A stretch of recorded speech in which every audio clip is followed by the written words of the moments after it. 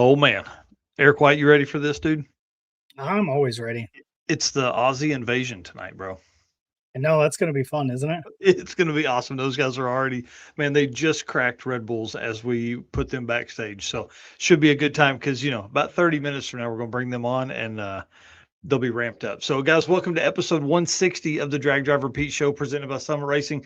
Like I just said, it's the Aussie Invasion. We've got Adam Rogash on here, the quickest drag and drive racer in Australia, and the All Stars Drag and Drive event team. This is going to be kind of fun. We've had Australians on before, but not guys this fast and not guys hosting events this big. I think we've had Mick on before from the Road Trip Drag Challenge, but that was early on in his days of hosting that stuff. So it's going to be kind of fun to see what the sport's done in Australia in the last 3 years. I think was the last time we had somebody on from over there, right? Probably about right there. Yeah, probably somewhere there. And we have updates from Havlik's, Heads Up Hustle, and more drag and drive news and entertainment. It's going to blow your mind. Mr. Eric, hit the intro, sir. All right, let's go.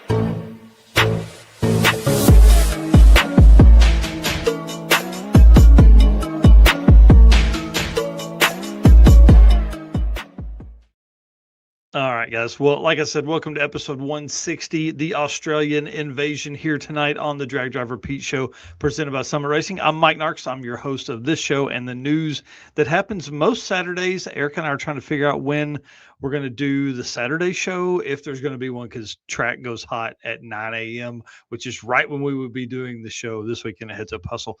Mr. Eric White, tell them what you got going on. I am Eric White, co-host of the show and news, and I got to do something cool this weekend. Typically, I do photographs for Drag and Drive. Got to do something a little different, so we'll talk about that here shortly, but that was a ton of fun. Oh, man, I can't wait to see the photos, and I've been kind of sneak peeking through them there on Facebook. You've been posting them on your page, so it's been kind of awesome. Man, I'll tell you what, though, I'm excited about this because I think tonight is going to bring some brand new race car friends in. People that are literally from where I sit on the opposite side of the world. Like if 100%. You could drill a hole right here, it would reach Australia. So kind of cool. I'm excited. Just guys, thank you so much for being here. Hit the share button as we jump into this show. It's going to be a fun one. Of course, we can't do all of this and the trips, the Heads Up Hustle, Havlik's, all that kind of cool stuff without our sponsors. So if you're doing some shopping, hit these guys up. Let them see what, see what they got. We've talked about a lot of these. Well, I'll just get to it. Summit Racing, you're awesome. Thank you. Full list of Drag Drive Repeat recommended products page. We're going to drop that here in just a little bit. Deechworks, of course, the official fuel delivery of Drag Drive Repeat. Molly Motorsports, best pistons in the game. Driven Racing Oil. If you like to keep your stuff going in rotational circles, you got to have Driven in every part of that motor. And transmission and rear end, and keep it clean with Speed Wax. Howard's Cams, of course, Valve Train, J-Wire Solutions. He can wire and plumb your hot rod, but also has a ton of really cool products.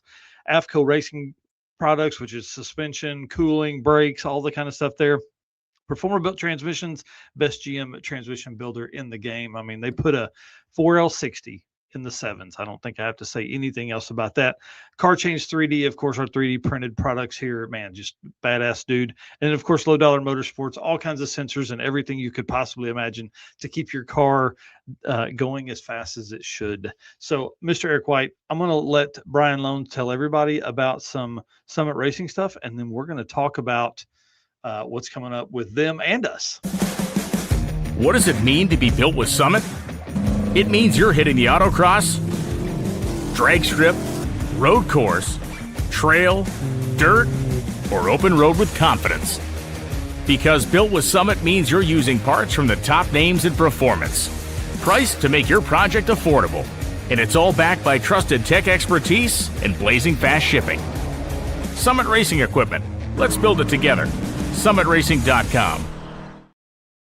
Dude, I know I talked about this on Saturday's show, and we're going to talk about it right now, but I'm really excited about next week's episode. Me Two too. reasons.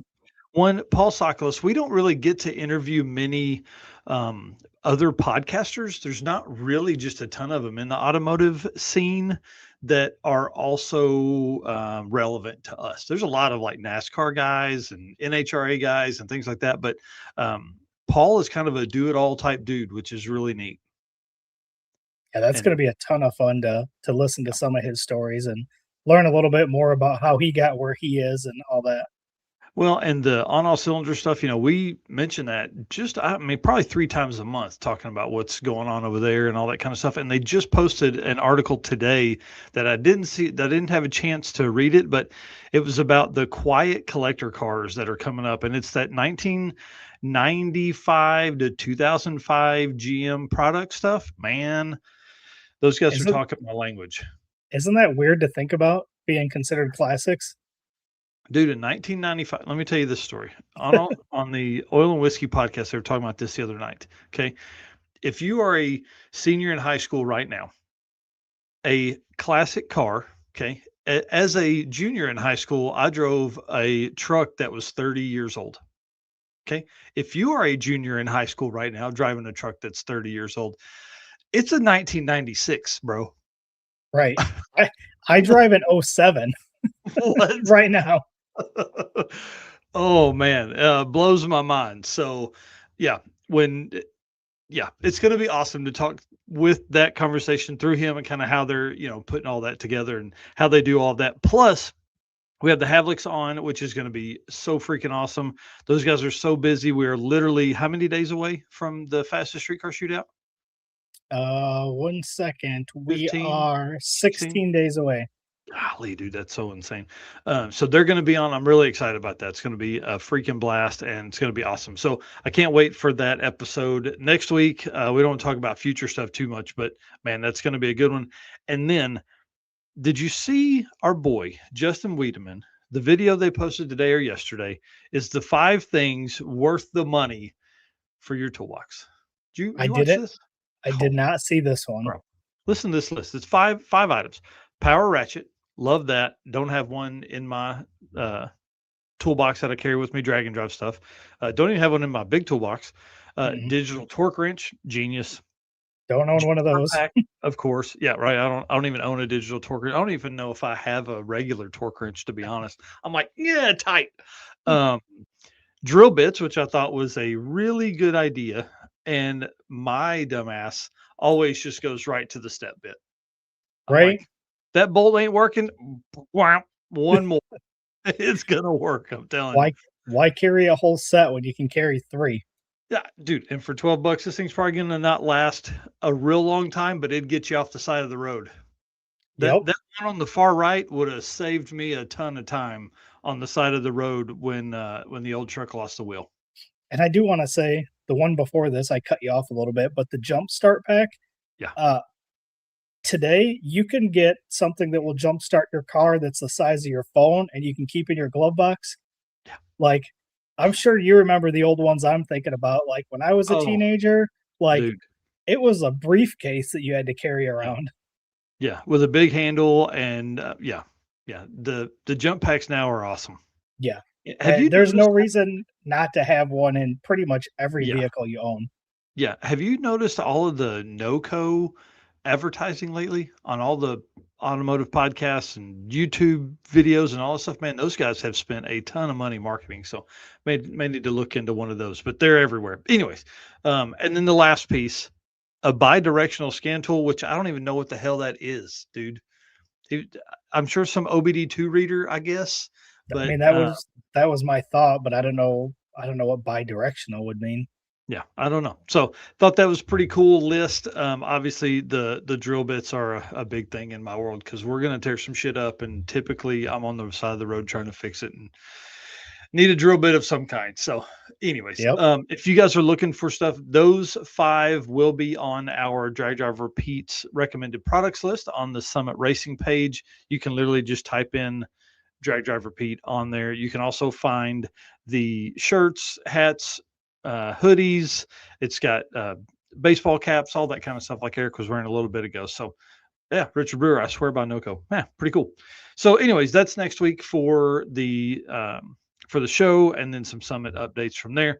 Drag Drive Repeat updates. This is more geared towards Eric. After we talk about the short circuit being sold out, bro, finally Sold out. It took like an extra day and a half, but I'm telling you, that stressed your boy out. Yeah, but you know what? No offense to those that didn't get signed up. You had a chance. This is going to be a party. If you missed it, you missed it. Yeah, this may be the only event that I absolutely don't let somebody show up day of, just because you had an opportunity. We've talked about it for months. This is going to be an event of the year, and we're working on. I should have Host Hotels locked in tomorrow, waiting on a link back from one of them, and then we should have the Cotton Gin locked in, which will let me finish the route that I want to run. Depending on which Cotton Gin we end up at. So that would be really cool. And if we end up with the one, I hope, you guys are going to get to go to my hometown. Okay. Take you right down the street that I used to cruise in high school. So maybe we can help resurface that son of a bitch. You know? So, all right, man, tell us what's going on with you. Well, like I said, got to do something a little different. I'm not the smartest person. I took 8,700 photos, I think it was, at Six Summer. And still don't have those done, but decided to hit up this event. So last minute, quick story here. My kid and I were going to a podcast this past weekend, Saturday night. We had it planned for a while. I think it was Thursday night. One of my coworkers had sent me this link for this event called Fuel Fest. No clue what it was. I looked at it and I was like, oh, that looks kind of cool. You know, didn't put anything together. And then I was like, wait a minute. That is also on Saturday, and it's from 1 to 8. And the podcast we're going to was started at 8. So I'm like, we could realistically make that work. So we ended up going. It was super cool. I know a lot of people probably aren't into drifting, but I don't know anybody that does car stuff that's not into drifting. I've not photographed drifting before, so this was a ton of fun. I ended up with another 1,300 photos from this event, so that puts me at like 10,000 photos that I need to go through. And by the way, Havlik's is in 16 days, which is going to be more photos. So yeah, I'm really putting myself in the same position I was last year. But this was a ton of fun. Drifting, car show, concert, all in one venue. It was packed. It was put on by Tyrese and Cody Walker, Paul Walker's brother, from Fast and the Furious. So all proceeds went to Paul Walker's foundation, Reach Out Worldwide, which was super cool. And honestly, I didn't notice it until I was going through the photos. That lower left photo there, that is Tyrese in the white shirt and hat. Didn't even realize he was standing there when I took that photo. That's awesome, dude. So it was a ton of fun. Been tagging these guys left and right. You know, obviously not people that typically follow me, but had a bunch of cool interactions with all these guys. Some of them saw videos I posted on YouTube, and I sent them over to Facebook, said, look, I got tons of photos. So it's been really cool. And, you know, I love water photos. So it rains. So you see that upper right photo there with the reflection. It, like I said, it was just a ton of fun. It was a lot more challenging to try to capture these photos because obviously there's smoke everywhere. So you kind of got to time your photos right between the smoke as cars are coming around.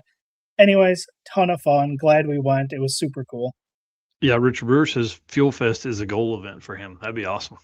Yeah, and it's never been to Chicago, so that was kind of what pushed me to go, because this was the first time they've ever been to Chicago. It's a traveling event, you know, typically LA and over in the UK, it's going to be going on here fairly soon. I want to say maybe this weekend or next weekend. Yeah, so super cool, fun time. That's awesome, dude. And then what's your other thing here?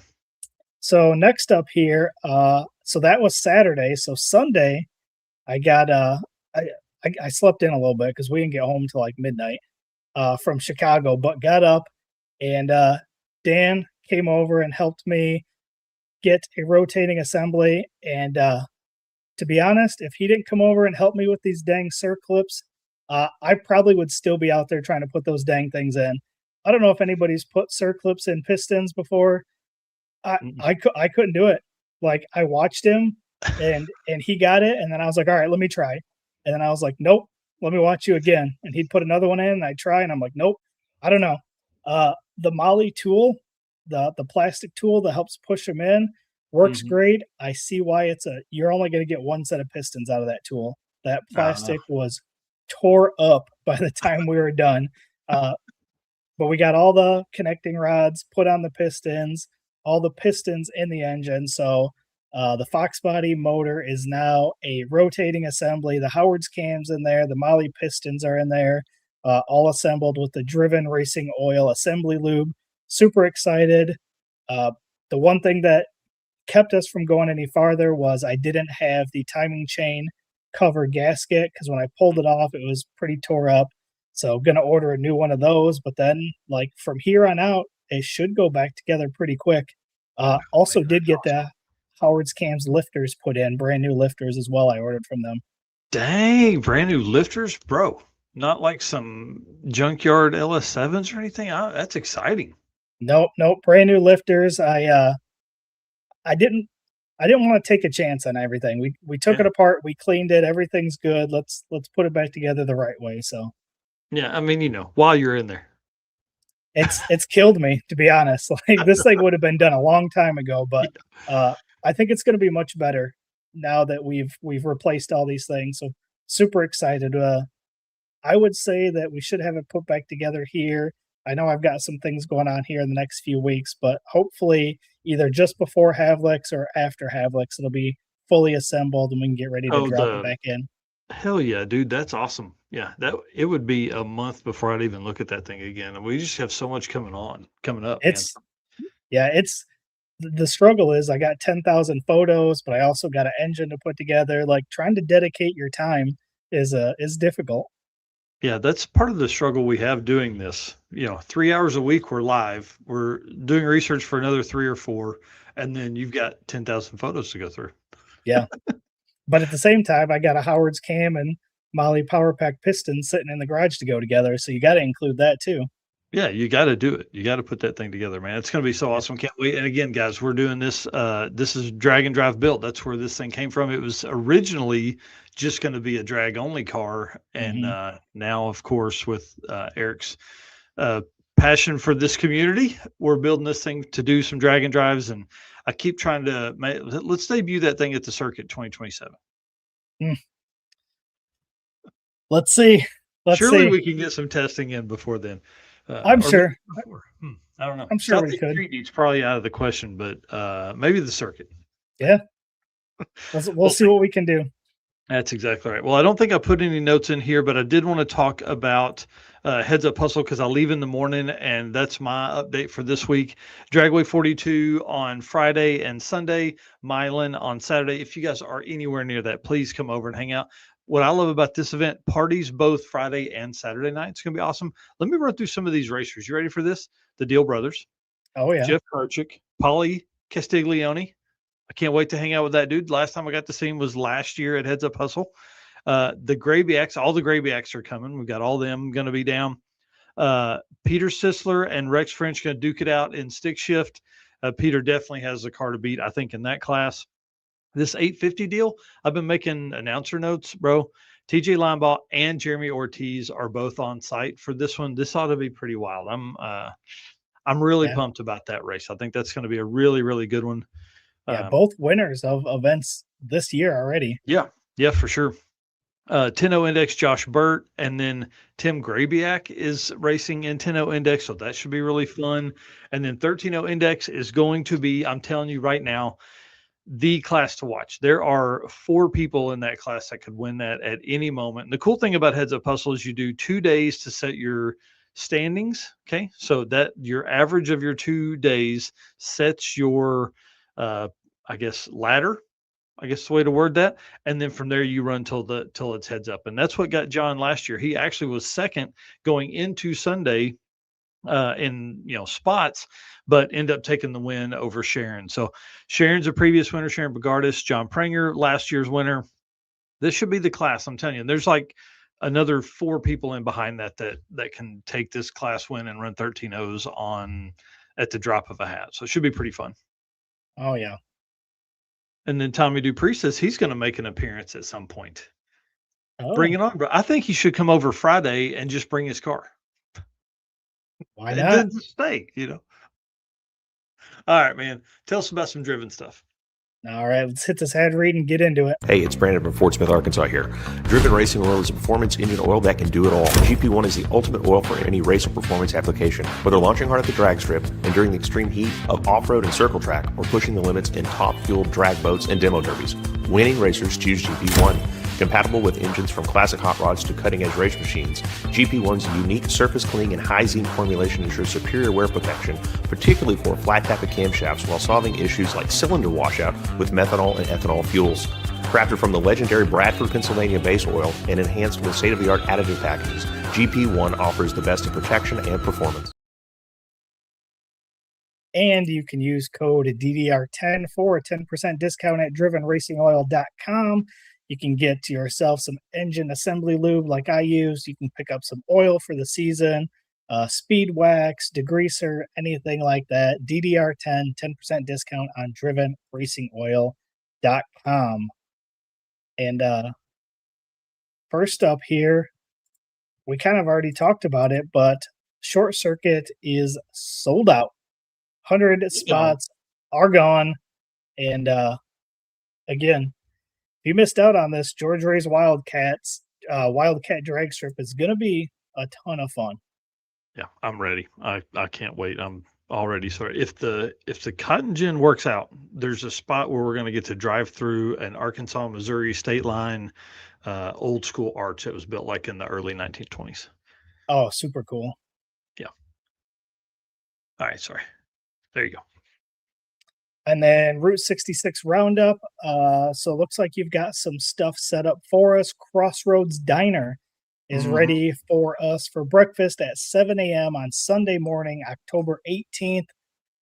The first $250 of breakfast is sponsored by Deechworks. Super cool. Appreciate them. Super cool. Glad they did that for us. They've done it in the past. And again, can't thank them enough for doing that. It's going to be fun. Yeah, this is our last single day event for the year, and I'm telling you, that's going to be something new for us. We're doing at least 3 next year, and we're taking it on the road, is all I'm telling you. I dig it. Martin Kilroy says, I'm ready. Oh, yeah, bring it on, Martin. I can't wait, dude. All right, so looking at our events remaining for the month of July, Pistons in the Pines starts tomorrow. So we've heard some people going there. Rich Woodward sent us a message saying he was loaded up, getting ready to go. Super cool. But the promoter, Brian, said doing early registrations today. Racing starts tomorrow, 10 a.m. We've been blessed with a beautiful weather forecast. The majority of people competing are doing their first Drag and Drive. So we're very excited to be introducing Drag and Drive to a bunch of people. With this being the first time we're hosting one of these, it'll be a learning experience for all of us. Yeah, and I just hope, man, everybody be patient.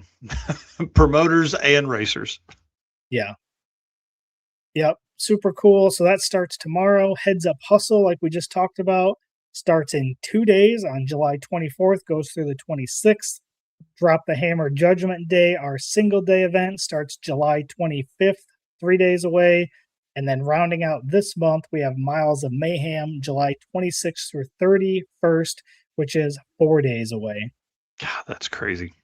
Yeah, 4 days in July will be wrapped up, which puts us into August.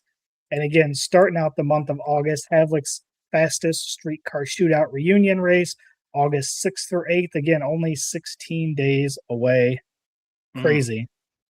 That's wild. Bring it on, dude. I cannot wait. We got an update on that in the J-Wire segment. Yep. Olympic Streetcar Shootout, the 7th through 9th. That is 17 days away. Sick Michigan Miles, August 16th through 22nd. That is only 25 days away. And the route drop today. Oh yeah, come on. And then we've got Dragway Rush August 19th through 22nd, 28 days away. And rounding out August, we have Cruise and Lose the 21st through 23rd, which is 30 days away. Oh man, that So seems so weird. I don't have artwork yet, but I just wanted to run through these names or titles of these events we have left for the rest of the year. So September, we've got Drop the Hammer, North Carolina. We've got Hot Rod Drag Week, Redwood Rally, Central Victorian Drag and Drive, and Sick 66, all happening in September. That's crazy. Then we go into October. We've got the Weekend Warrior Race and Relax. We've got Rocky Mountain Race Week 2.0, Southeast Street and Yeet, our Route 66 Roundup, the Wild West Dragon Dash, and Street Machine Drag Challenge. That seems so weird.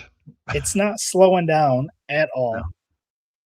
No. And then obviously November, we've got our Short Circuit, and there was one other event.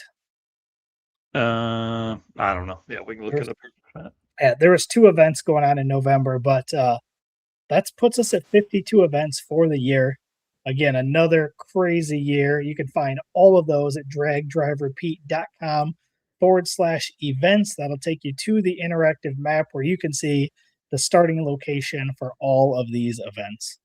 Yeah, it's crazy the way that thing is broken out. And I was actually using it the other day. One of the guys that lives up by you was asking if there were any other events close, and I jumped over there and sent him a screenshot of the, hey, these are the ones that are near you. So yeah, pretty awesome. Sweet. And again, don't forget to use that code DDR10 for a 10% discount at drivenracingoil.com. All right, let's talk about some J-Wire stuff. And let's see, I'll hit the play button here, and then we will move into some Havlik's updates. What's up, guys? My name is Cole from Fort Worth, Texas. Expert car and marine wiring solutions that you can trust. J-Wire Solutions can wire and plumb your hot rod, your race car, hell, even your drag and drive car. Plus, they offer products to make your driving experience way better, like their blinker module that is just a must for all drag and drive cars. This module will allow your rear turn signals to continue to function while the brake pedal is applied, just like stock. Find all the details at jwiresolutions.com. And I want to start this out with a big shout out to Derek Putnam, who called me today it was going to be a 5-minute call. It was 45 minutes. We talked about all kinds of stuff, but he did break the news to me earlier that Jeremy Howell's Flat Fox has been sold as a roller.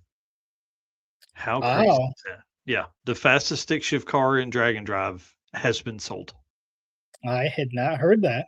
Yeah, so he said something popped up earlier, made him reach out to Jeremy and see what was going on, and said, yeah, it's sold, and the powertrain is all sold. So, any plan on building something else, or is he just done? Said he didn't get into that. Said he just has some other stuff he wants to focus on for a little bit.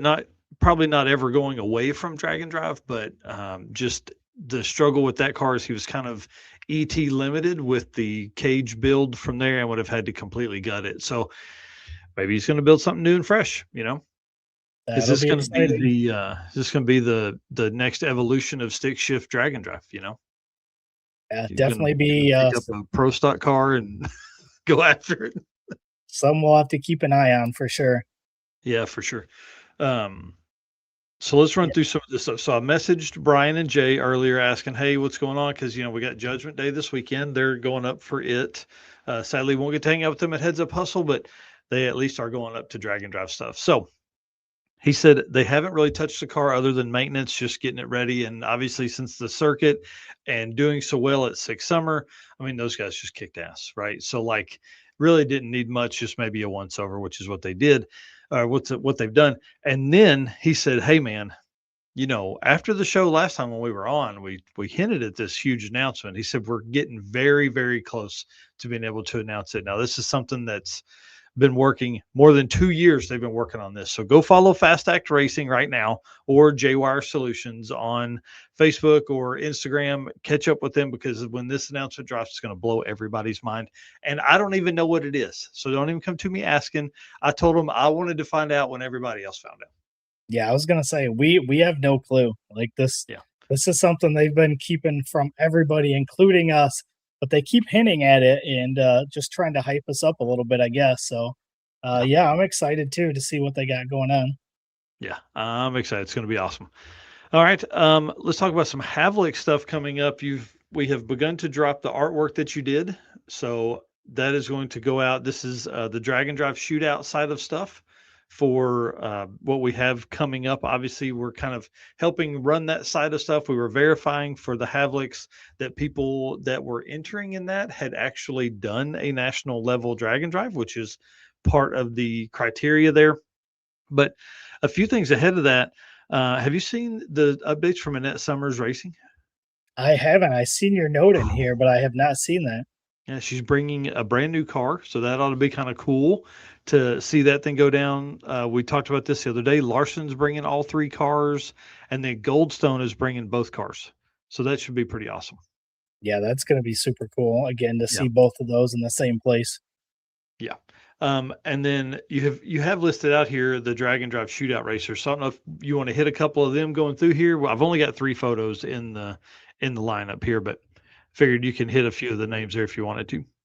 Yeah, we could probably run through the whole list real quick. It won't take a second, but Yep. we got Randy Fuller and his Mustang, Aaron is it Krebe and Sure. it is Monte Carlo.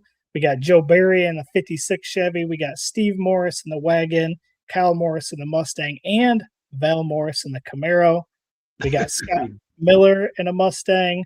We've got Craig Grubner in the Nova. We got Glenn Hunter in his 56 Chevy. We got Goldstone again in both cars. Matt Frost in his Nova. Aaron Gerling in the Chevelle. William Patton in his Suburban. Rich Pedreza in the Mustang. Nick Cryer in his Coupe. Brian Keeling in his Chevelle. Jason Hurley in the Firebird. Audrey Beeler in the El Camino. Rob Leperick in his F-150. Brent Hergert, I don't have a car or vehicle listed for him. Larry Larson, going to be running the S10, but like you just said, 3 vehicles coming there. Tony Wiseman in the Dart, Tom McGilton in a Camaro, Joe Greer in his C10, Charles Sorensen in the Valiant, Will Fair in the 56 Chevy, Jerry Niesel in the Chevy 2, Clark Rosenstengel in his 5th Gen Camaro, and Sam Calalio in the black G-Body. That's a list. That's a list. And the cool thing is they have a top 8, like big tire, top 8, small tire, and then everyone else runs heads up on there. So this should be really fun. I think the drive is like 50 miles or something like that. So it'll be a cakewalk for a lot of these folks that have done these before. I'll tell you, one of the ones I'm really excited about is Joe, because he's going to turn that C10 to the moon. And then, I'm trying to bring my C10 truck up, so maybe we can get some side-by-side grudge match in some testing. I mean, he would smoke my ass, but maybe he'll give me the hit and some length. I don't know. It'd be kind of fun. Like an 8th mile? I would need it for sure. Dude, going through that list of names there, I mean, holy shit. Like, Matt Frost just went to twin turbos on the car, so this will be the debut of those.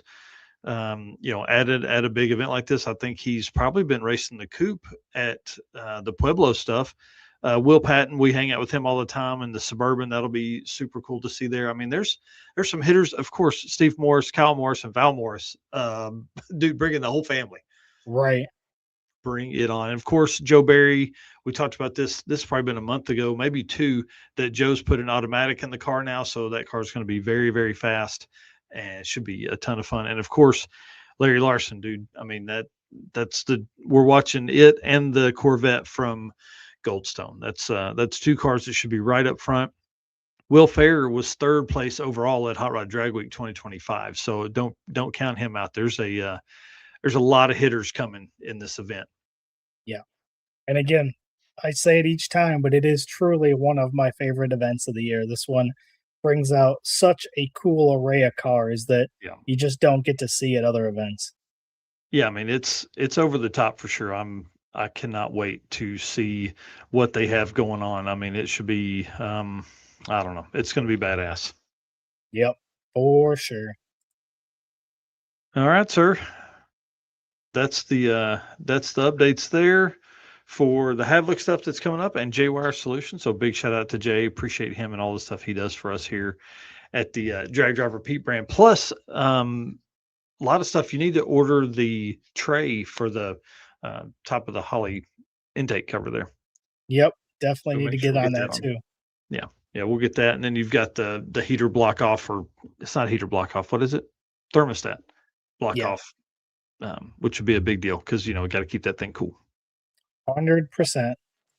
Yep. Let's the sport keeps going. And I think things like the Havlik's event will help that because it's going to provide a lot of coverage. You can watch it live on Bang Shift and it's going to have a ton of coverage from there, showing everybody at home kind of what is going on there. It's going to be awesome. All right. Let's run through. Let's play this ad read from Molly and then bring in the Australians. Looking for a forged piston kit for your vehicle? You need Molly Motorsport Power Pack. What is Power Pack? It's the ultimate forged piston kit that comes complete with pistons, performance file fit rings, hot string steel pins, and clips, all engineered to work together, so all you have to do is build something great. Find your Power Pack at mollymotorsport.com. All right. Again, Molly is awesome. Molly Pistons and Eric's Mustang. Not just sponsors of the brand here and other drag and drive events, but also racers. Eric Grillo has that stick shift Nova on the side there, and George Wright has the 700 plus horsepower naturally aspirated Duster there on the left side of that picture there. So if you're looking for pistons, these are the guys to go talk to for sure. All righty. So how do we want to do this? We want to bring in Adam first, who's the quickest guy in drag and drive, or just bring them on all at the same time? However you want to do it. Let's bring them both in. We've got Adam there on your right side. I'm going to put these guys up top so we can see. And then Dan and Ellie on the left side there. Probably the easiest way to do this, guys, is just to introduce yourselves. We'll start with Dan, and you guys kind of run us through who you are. Obviously, you guys, tonight is about the All-Stars Drag and Drive event that happened over the last, what did it end, 4 days ago, 3 days ago? Something like that? A week and a half ago, yeah. Yep. Yeah. Damn, man, time flies. So I'm glad you guys are doing this. It's going to be a lot of fun. I think this is like one of the fastest drag and drives in Australia. We know we have the fastest guy, but sure. like this is going to be a good recap. So we've basically given you guys 90 minutes. So we've got time to hang out and do some fun stuff. So tell us what's going on, who you are, what you did with the event, and then, of course, we'll talk about Adam's car and all that cool stuff. Sally, yep. No, you go first, mate. You're on the left. I'm Dan. This is Sally. We're All Stars Drag and Drive. We just provided just an event for all the guys that wanted radial racing, fast prep tracks, and just having fun. That was the whole goal. Yeah, I guess we've done all the other drag and drives in the country, and we took little bits from each one of them and made our own. Yeah. We wanted to more focus on the track prep and fast cars, rather than just the social outings of hanging with your mates. Yeah. And it's really fun to see kind of it go from like that family fun, everybody come out, have a good time, to somebody really taking it seriously and, doing the radio prep for these guys like Adam to go down and just kick ass and go fast. Yeah, it's been hard here over the years. Most of the drag and drives here, they prep in the morning. They don't really apply any more prep after that. So you sort of get one shot in the morning to have a go, and if they miss it, then you're chasing your tail all day. And then you're behind the 8 ball on the road, and it's just a snowball effect. We wanted to provide a track that they could run all day, anytime, and go fast. Man, that's awesome. That's what I think we achieved.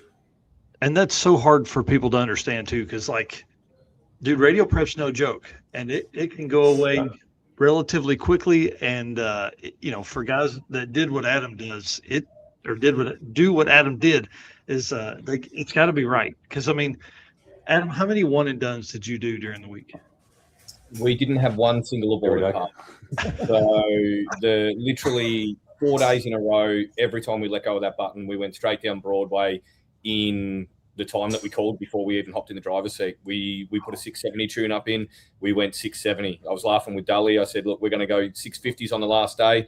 We put a 57 tune up in it. We went 56. So every time we let go of that button, there was not a single aborted pass. That's insane. Yeah. And hey, I'm sure you've been on some shitty stuff in the past, and that's not generally. Do you run a radio when you race? Sorry, we're going to learn a lot tonight. Look, I'm going to be all lucky over the enough to place. come over and race in the States with some good guys over there and all that kind of stuff, and obviously get desensitized to what track prep is. TX2K with Brett Lasala and Jimmy Braun and the boys, some race meets with Steve Morris and stuff like that. And your track prep is next level. So we come back over here and we don't get it. Even on a really good day, we don't get what TX2K is or anything like that. But what the boys provided was great radial prep, and we could just let go of the button, go down, and know that we were going down it. That's awesome. That's awesome. Well, tell everybody just real quick about your car, what it is, and just a brief overview of the powertrain. Let's not get nerdy yet. We're going to do that in a minute. Yeah, cool. So I've got a 1969 Ford Capri. It is Mark 1. We call it the Mach 1 because it's fast, and that kind of annoys all of the purists. It's a twin turbo big block deal, 2-speed turbo 400 and 9.5 inch or 9 inch pro gear diff. Wow, damn. One of the only cars in the sixes this year at the event, right? Yeah, correct. Yeah, coming down to track prep like we were talking about before, there's only ever been one 6-second pass in an Australian drag and drive before, which was a 697 from memory.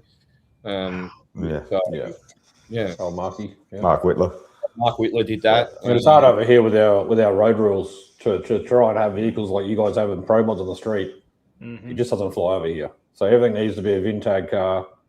Our rules are so stringent that it's hard.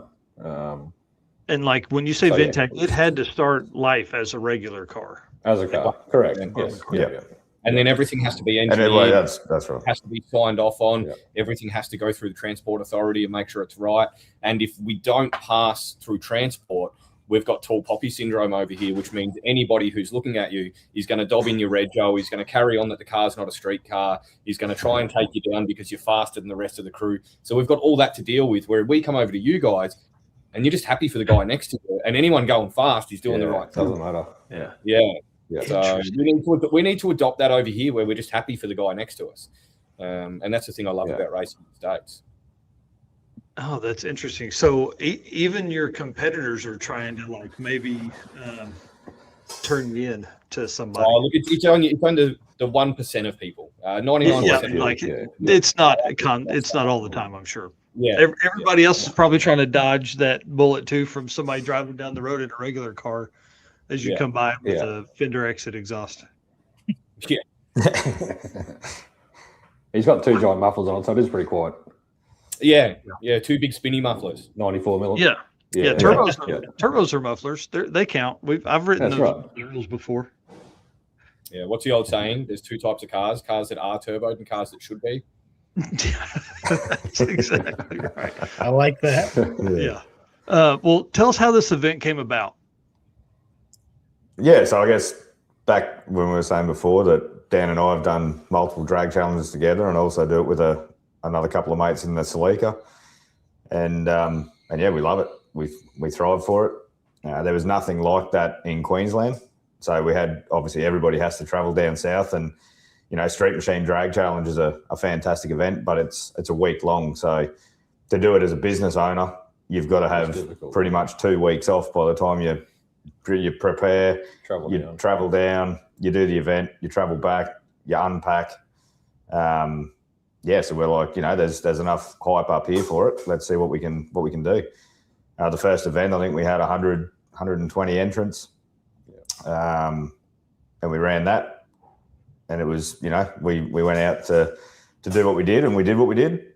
And then the second event, when we released the dates for that, and we hit the go button on the tickets, we sold out in under 2 hours at 200 entrants. Yeah. So, and then there was a wait list. Yeah. People, obviously drag and drive is one of those things where people drop in, drop out, drop in, drop out.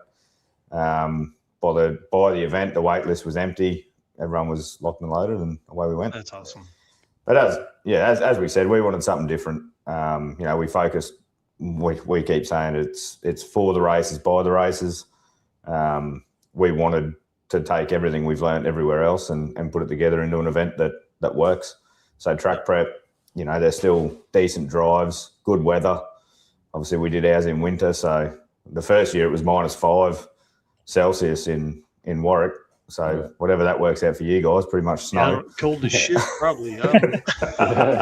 Yeah. This year, obviously, it wasn't quite as cold, but yeah, the weather was good. Yeah.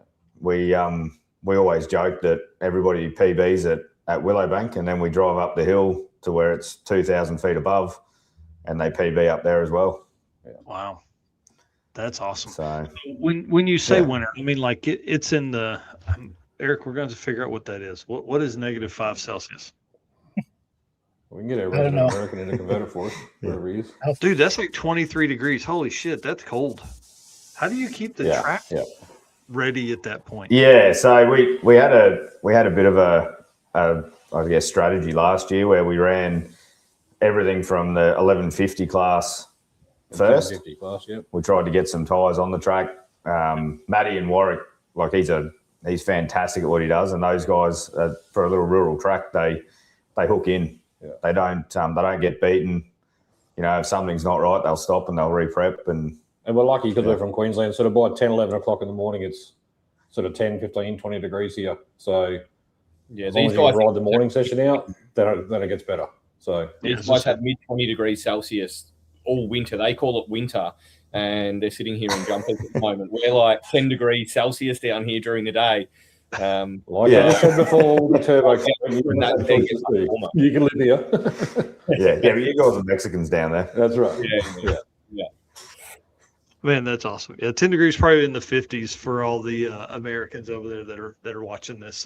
So that's perfect racing, especially for cars that have turbos. You know, sure. Well, it's good for everyone, even the naturally aspirated guys. The air's a lot nicer. And if we run here in summer, there's just too much humidity in the air, so everyone struggles. So yeah, that's pretty interesting. So you guys, it's July now. Eric said it earlier, but drag challenge isn't until the end of October. Well, here in the States, I mean, we're getting in the 30s for most of the country, but over there they're going to be.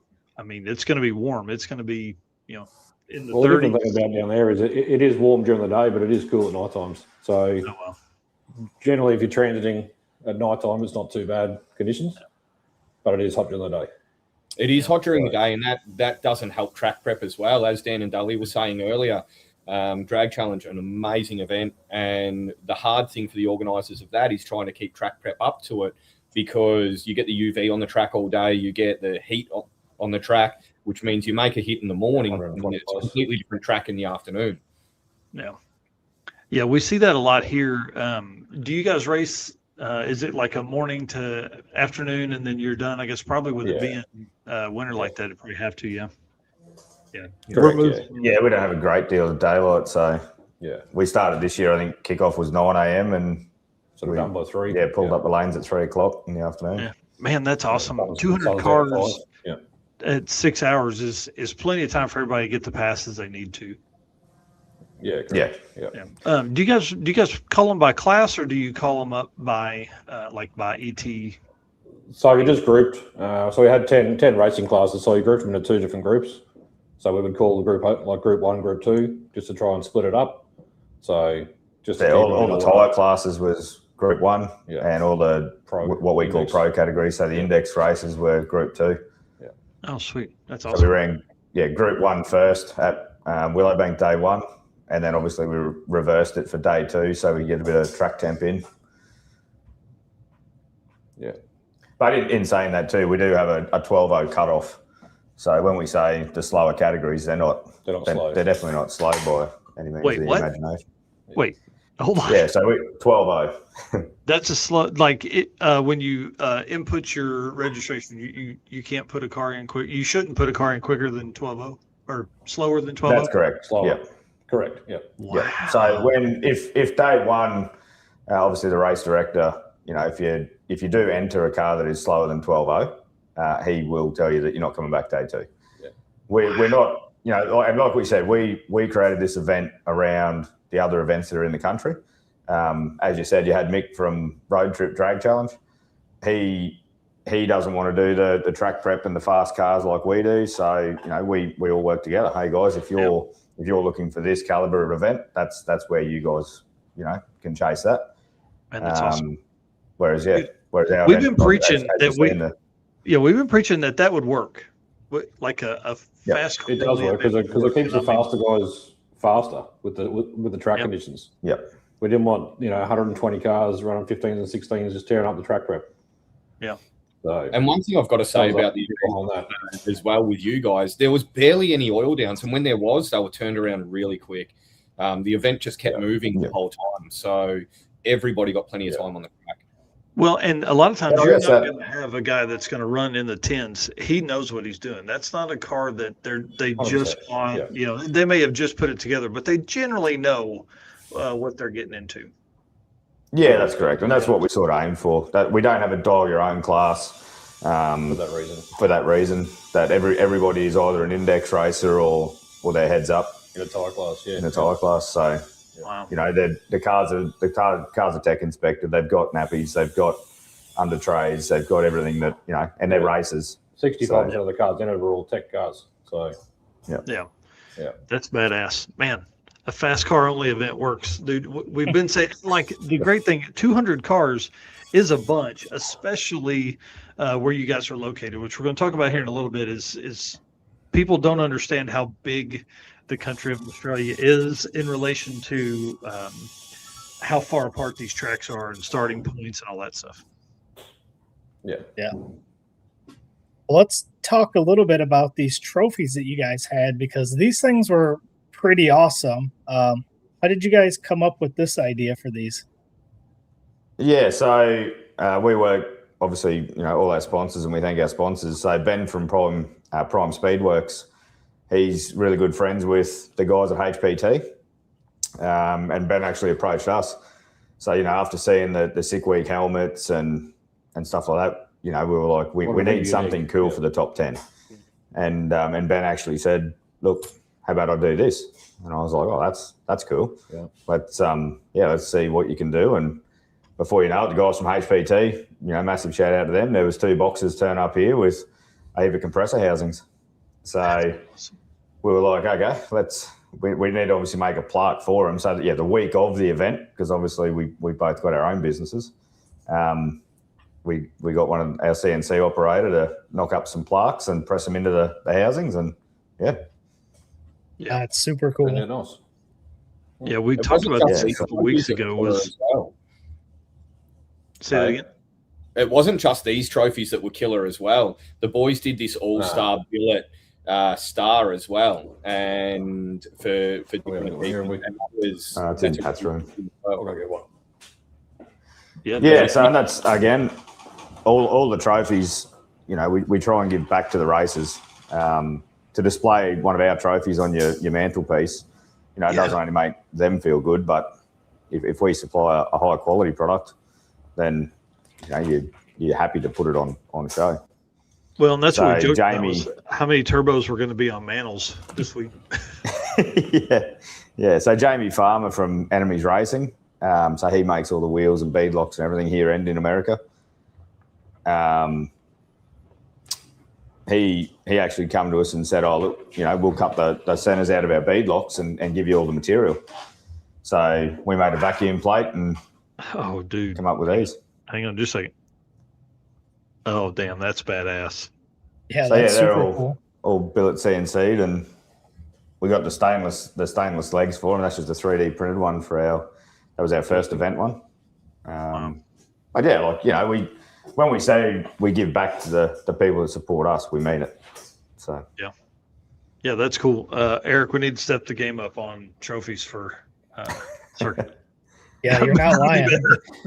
Those are cool. Let us know. We'll be able to help you out. Yeah, for sure. Yeah, I don't know if I can afford billet, but we're in. We need to do something cooler. That's for sure. All right. So go ahead. So last thing here we'll talk about during this segment is kind of give us your history with Drag and Drive. So I know you guys had mentioned you've done them all there. So just give us a quick rundown of what you've done in the past. Oh, geez. I think I started in 2017. I started doing Drag Challenge here. I did a bit of Drag Week in the States with Lindbergh and Crampton. I've done, how many have I done down south now? 4 drag challenges down south. Done a bunch of road trips up here. It's It's what we live and breathe. So come from a pro street style background up here, that all died away a few years ago. So looking for something different to do. And it's just a good challenge to try and drive cars on the street and make them last, you know? Yeah. So, yeah. So it's definitely good fun. Yeah. Yeah, and I guess that's where our businesses thrive as well. Obviously being an engine shop and building cars, and same with Adam down there at MPW. You know, street cars now aren't 14-second cars anymore. Yeah. Where that Capri's knocking on the door of, you know, dedicated drag car time, and he can still drive it on the street, take his boy push bike riding on a weekend. Yeah, we had some of those And the conversations. industry itself pushes forward too. You know, like all these events we have around Australia, all the shops throughout the industry pick up from it. You know what I mean? So everyone wants to build in the drag and drive cars, Kenda cars, whatever they sort of want to build. It all flows on. So it works all around. I 100% agree with that. As soon as you have an event, everybody gets excited again. Everybody moves forwards, and it is good for all of the shops around, whether it's here, whether it's up north, whatever it is. It's really good for us. Everywhere. But my experience with drag and drives is when Street Machine bought out Drag Challenge here in Australia. I think it was 2016 from memory. It's been going for about 10 years. There was 10 of us on the first drag and drive, and that went all the way from here, well, from Sydney back down to here, which is 1,000 odd Ks. And we stopped at different places along the way. And yeah, so that was the first one. And then went from 10 entrants to 300 odd the next year.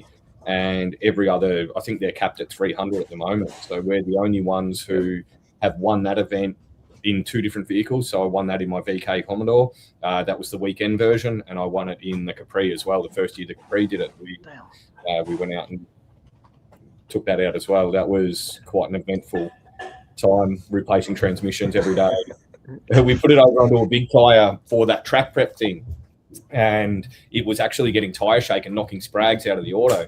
Like, we were putting that thing down 6 seconds every time we went near a track. As soon as Drag Challenge started, we were struggling to get a hit each day. So it was painful. So, which is why we put it back onto a radial for this event.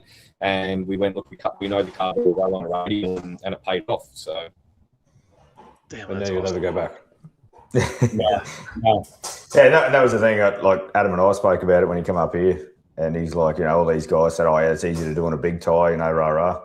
So Adam said, oh well, hold my beer. We'll put it on a radial, and we'll go and do the same again, just to upset the haters. Like, just to prove a point as well, we did not remove a single wheel off of this car all week. The tyres that we tested on, we left on the car. We didn't remove the rear wheels off this car until, well, they're still on it now while I'm driving around with the boys back on the roof. So just to prove that doing it on a radial is much easier, but it all comes down to that track prep. Yeah, I mean, it's got to be there. And like, we've seen Steve Morris go from a big tire to radials on the wagon. I mean, like that, you know, it just makes a ton of sense, especially if you're able to drive around on them, you know, mountain bike parks and jump parks and stuff like that. Like, just get in these cars and go. And that's what I was going to say earlier, is like, it's awesome as we move into a time when, you know, very smart people build street cars. Now it's not some dudes that are doing it as a second, you know, it's not their hobby. They're not doing it because they want to. They're doing it like, I mean, you guys are doing it for a living. Like, you're building badass cars for a living, for people around the country or world. And that's, you have to do right. And you have to have these experiences to be able to do that. So, all right. Question from John Doherty here. He says, would more fast cars want to go if it's a fast car only event? Eric and I have had this conversation about what is that number? Could you get 150 10-second or quicker cars like here in the States, you know? Yeah, well, so I was going to say in the States that surely you would have, you guys are way bigger over there than we are here. And competition breeds competition. So if all the best of the best are going, they all want to go.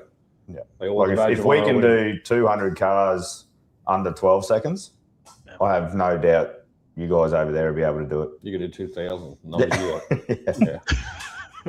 I've already been sent photos of guys going, I'm bringing this to All Stars next year to try and compete with you or take out your time or whatever. So the fact that we've gone out and gone fast just means now we've got a target on our back. Everyone else wants to do it. You're used to that anyway. It might be time to put a 2-3-5 in it, see if you can go 6s on 2-3-5s. Hey, I'm up for the challenge. So, So there's a great question here, and I don't want to talk about it just yet. I want to talk about it in the next segment. So, Eric, do you want to do the ad read real quick, and then we'll move on to move these guys into talking about Adam's car and kind of some other cars from the event. Yep. Well, we will hit the Deechworks ad read, and then or you want to do this first? Sorry. Yeah, hit this, and then we'll jump into the Deechworks too. All right. Appreciate all of our race car friends here joining in again. Appreciate our race car friends here from Australia being on tonight or morning for those guys. And again, can't do it without all of you guys. Appreciate each and every one of you. And our sponsors, Summit Racing Equipment, Deechworks, Molly Motorsports, Driven Racing Oil, Howard's Cams, J-Wire Solution, AFCO Racing Products, Performa-Built Transmissions, Car Chains 3D, Low Dollar Motorsports, Power Tube TV, and Racing Junk. Now I will hit this ad read and then we can move on. From street miles to track passes, your fuel system has one job: perform when it matters most. At Deechworks, we engineer high-performance fuel systems built for the demands of drag and drive. From injectors and fuel pumps to filters and regulators, every component is engineered to be reliable and consistent under real-world conditions. Whether you're chasing a personal best or driving hundreds of miles between tracks, Deechworks delivers the fuel system your build requires.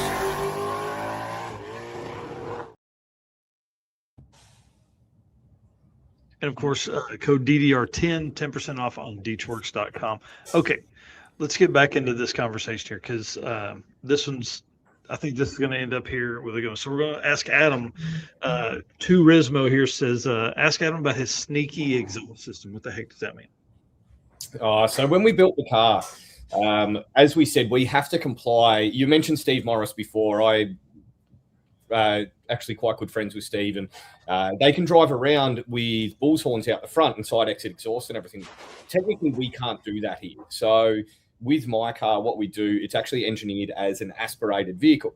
So the RTA has signed off on it, said that can legally be driven on the street without turbos. So what we do, we've got 2 Mavin mounts holding onto the 98mm turbos, and we take off the J-pipe from the header to the V-band of the turbo. And then the exhaust just bolts on underneath the car with V-bands, and it turns it into an aspirated car to drive on the street, which is super quiet. So it's literally, yeah. That's insane, dude. Oh my! Okay, hang on. Do you have pictures of that on your Facebook page? I got to pull that up.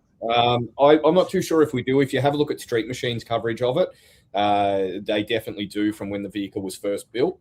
And yeah, as I say, it's just literally J pipes come out with the wastegate still on them, and they go into our track prep box, and then we just put a joiner into our CO2 and vacuum lines, and then we just V-band up the exhaust and do it up underneath the vehicle, and we're ready to go. That's pretty smart, man. That's pretty smart. Well, for one, we're not putting wear and tear. It's a pain. When he says that, it's not just as easy as that sounds. Like hats off to Adam and his crew member. There's a 6-hour turnaround to get that thing from race prep.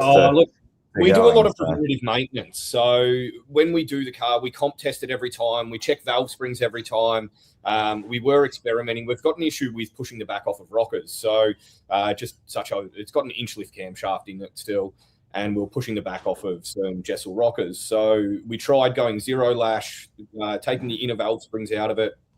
We've tried all these different things to try and prevent that. But it was still our Achilles heel this year. We broke 4 rockers or something, and we only had 3. So again, Mark Whitler, who was the first guy to run 6s, drove 4 hours to drop us off rockers out of his Weiss engine, which saved our backs and got us through the event. But that's the camaraderie that we're talking about. Some of the guys here, the 99% that are really good.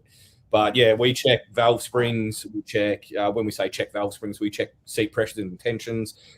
We check everything on that car in between passes. And yeah, we're the first ones at the track and the last ones to leave each day to get it done. We do one and done, but yeah. That's crazy. Yeah, I mean, but that's what it takes. Like at the level of these really, really fast cars, that's not a car that you're not going to touch. Well, there's a reason no one else has done it in this country before. It is hard work. On Street Machine Drag Challenge, as I say, we ended up having 8 odd guys because they don't have quarantine, which means anybody who wears a wristband can work on the vehicle. And when we were knocking sprags out of the car, like up at the bend at Tailem Bend, we had 8 odd guys working on the car that were in helping us pull transmissions out. As we pulled the transmission out, we had to pull the dry sump line off, and it was full of stripper glitter. So we've gone, all right, we've got an issue here.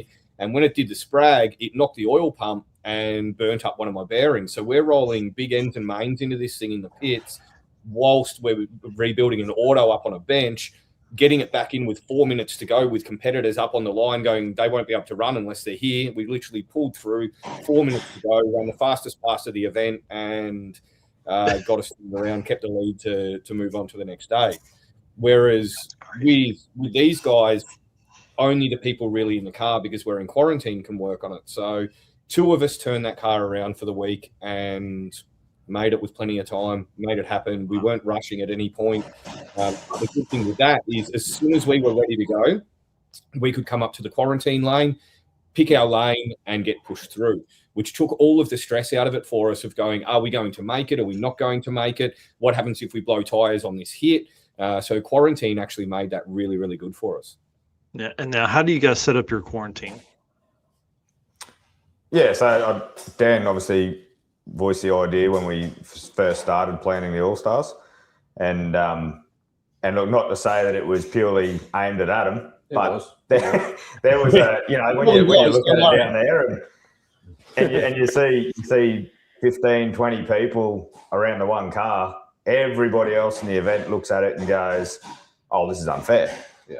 So we're like, oh, what can we do to make it, make it fair? 1% of, guys that'll whinge, but. And anyway, so we come up with it. Now, the first year, obviously, the event was fresh. We were going to make mistakes. We knew we were going to make mistakes.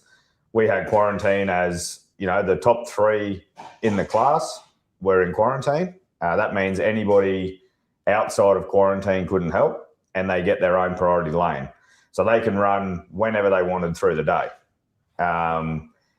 Now, when we come into that, it was fantastic for the first day. And then next minute, we've got a couple of really dedicated people, dedicated race car drivers that would lap it.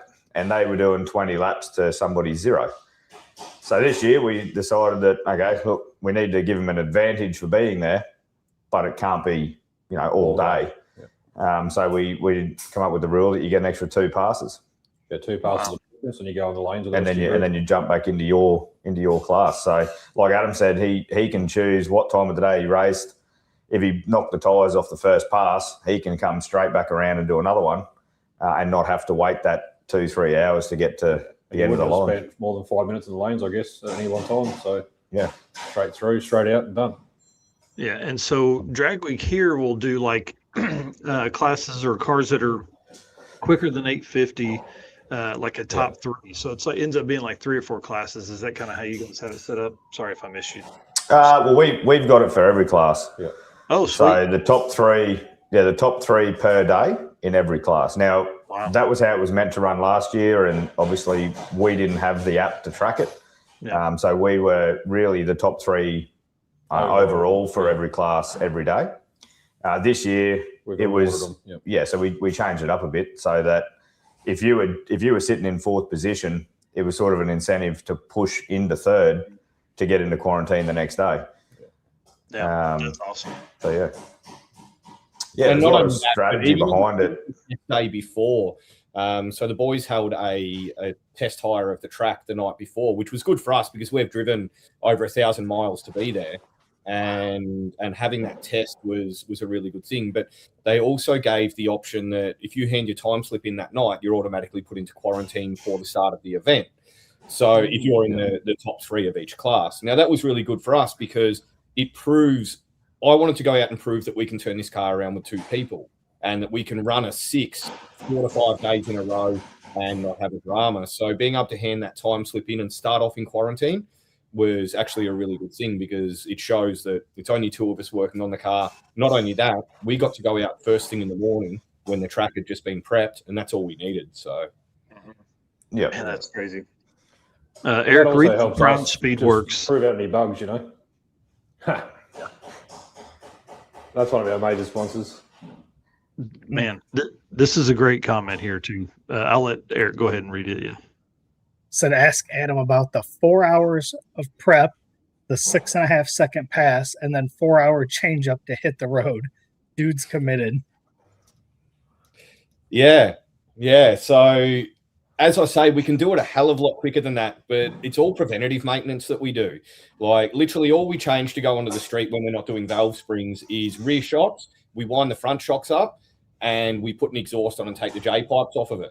But in this, we're checking trans pressures, changing fluids, changing engine oil, changing spark plugs. The good thing with the FT700 fuel tech is you just hit it up on the dash and it puts it into street trim anyway. But it's all of that preventative maintenance that we're doing in between things. And not only that, but I've got other racers there that we're supporting as well. So we'll do a hit and then I literally run back out onto the start line to help other racers and get them down as well. But yeah, there is a lot of commitment in getting a car like that through. Oh yeah. That's and when you're talking about knocking the back of the rockers off, I mean, being friends with Steve, that's probably got to help with some backside planning and things like that on how to, hopefully get past that. But dude, 1 inch is the lift. That's pretty tough. Yeah, look, I've got a good engine. I've got a good engine builder over here. Dandy Engines do the engine for this vehicle, and Frankie works in with Proline a lot. They're all super smart guys now, but the difference is obviously there's not many engines of this caliber running Drag Challenge or running All Stars. So it's all of those little things that I'll drive this thing around the street all year and we don't have a drama with it.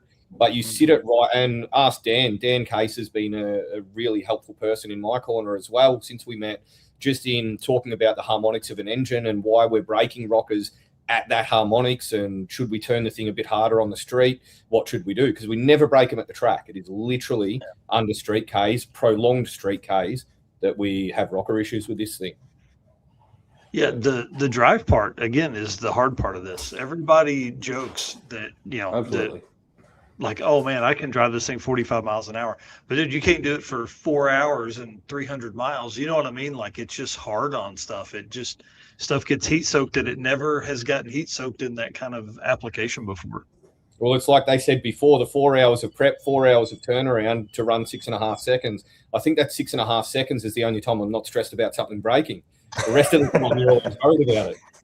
Yeah, that's where we get stressed. When he lets go of the button, if it all spins and goes bad, we've got egg on our face. So, but I've seen footage now of when I let go of that button and go down. It's a vibe on that start line. These boys were as happy as my crew were, as happy as I was to see it go down, and that's a pretty special feeling.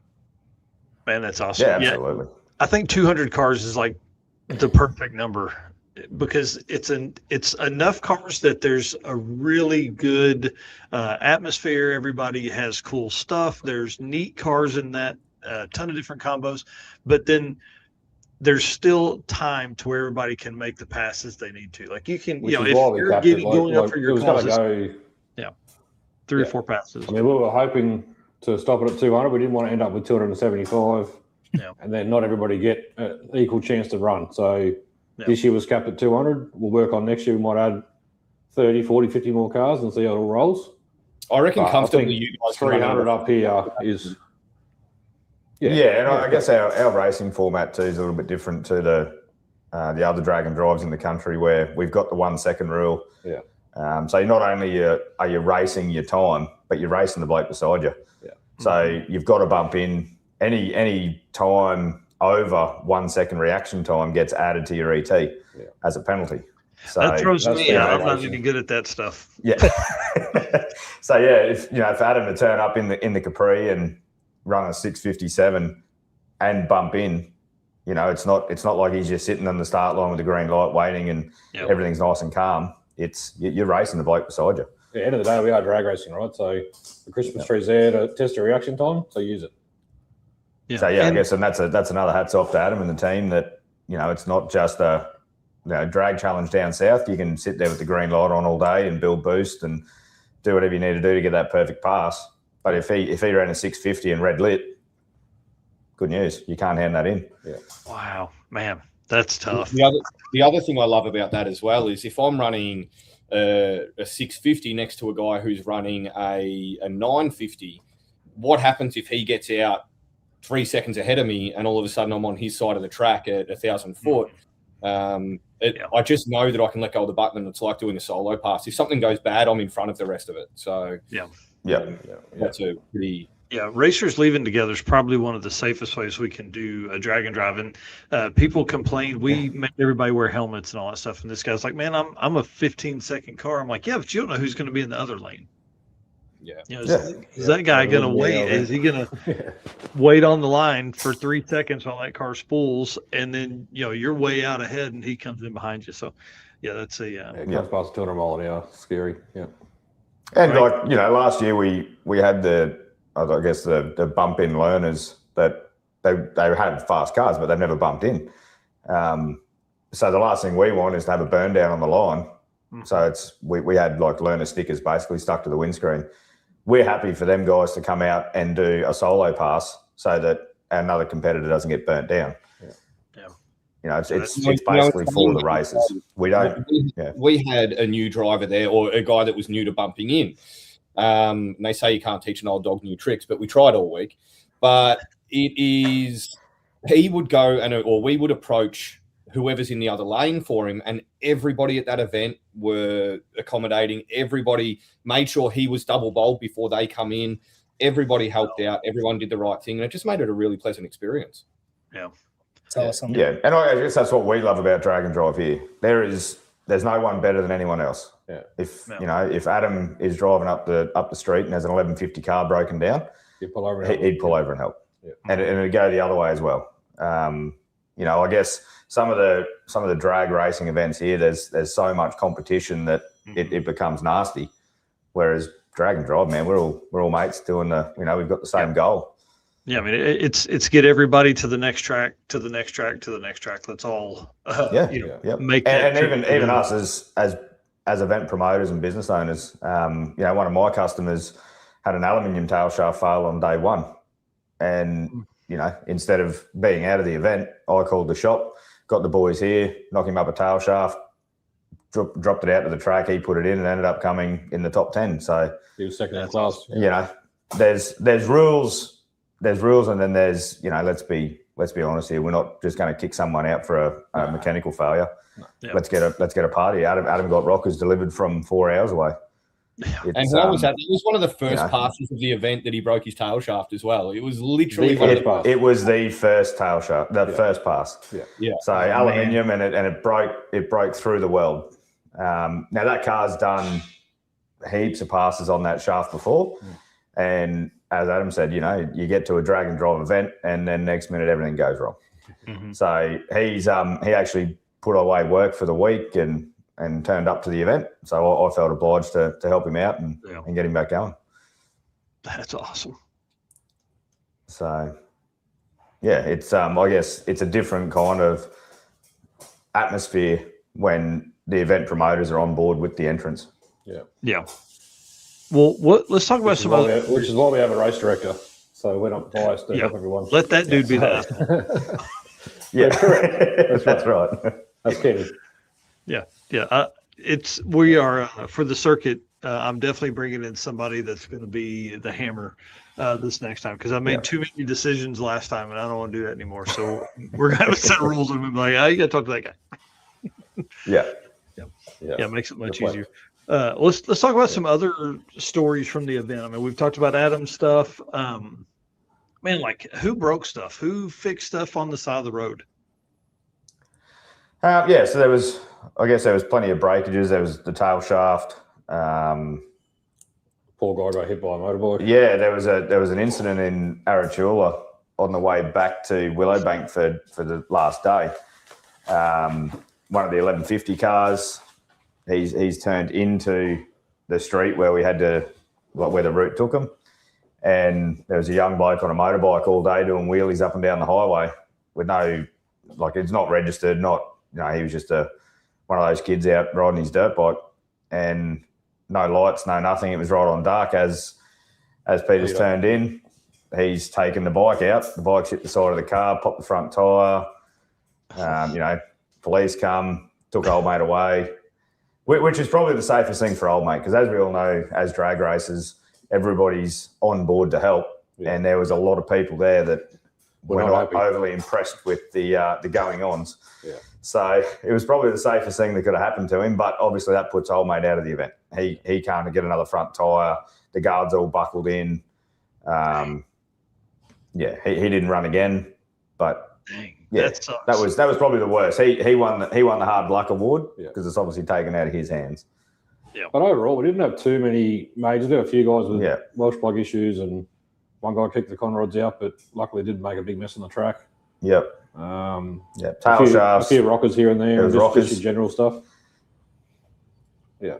But all in all, we're lucky this year, which is also why we capped it, because you could have a year when you get 15 or 20 cars have big breakages on the racetrack.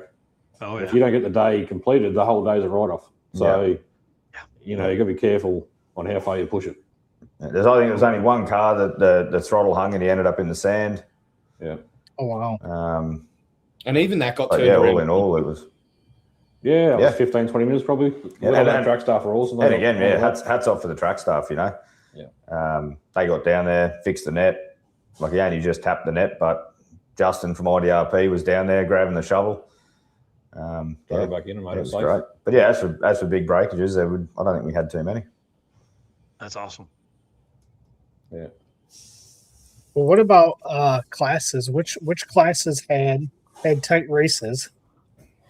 Was there any classes that had some pretty tight ones? We did. I watched your one of your episodes here where you went through the app and started seeing all the classes and badass app. Cheers. All the bracket classes it was wild.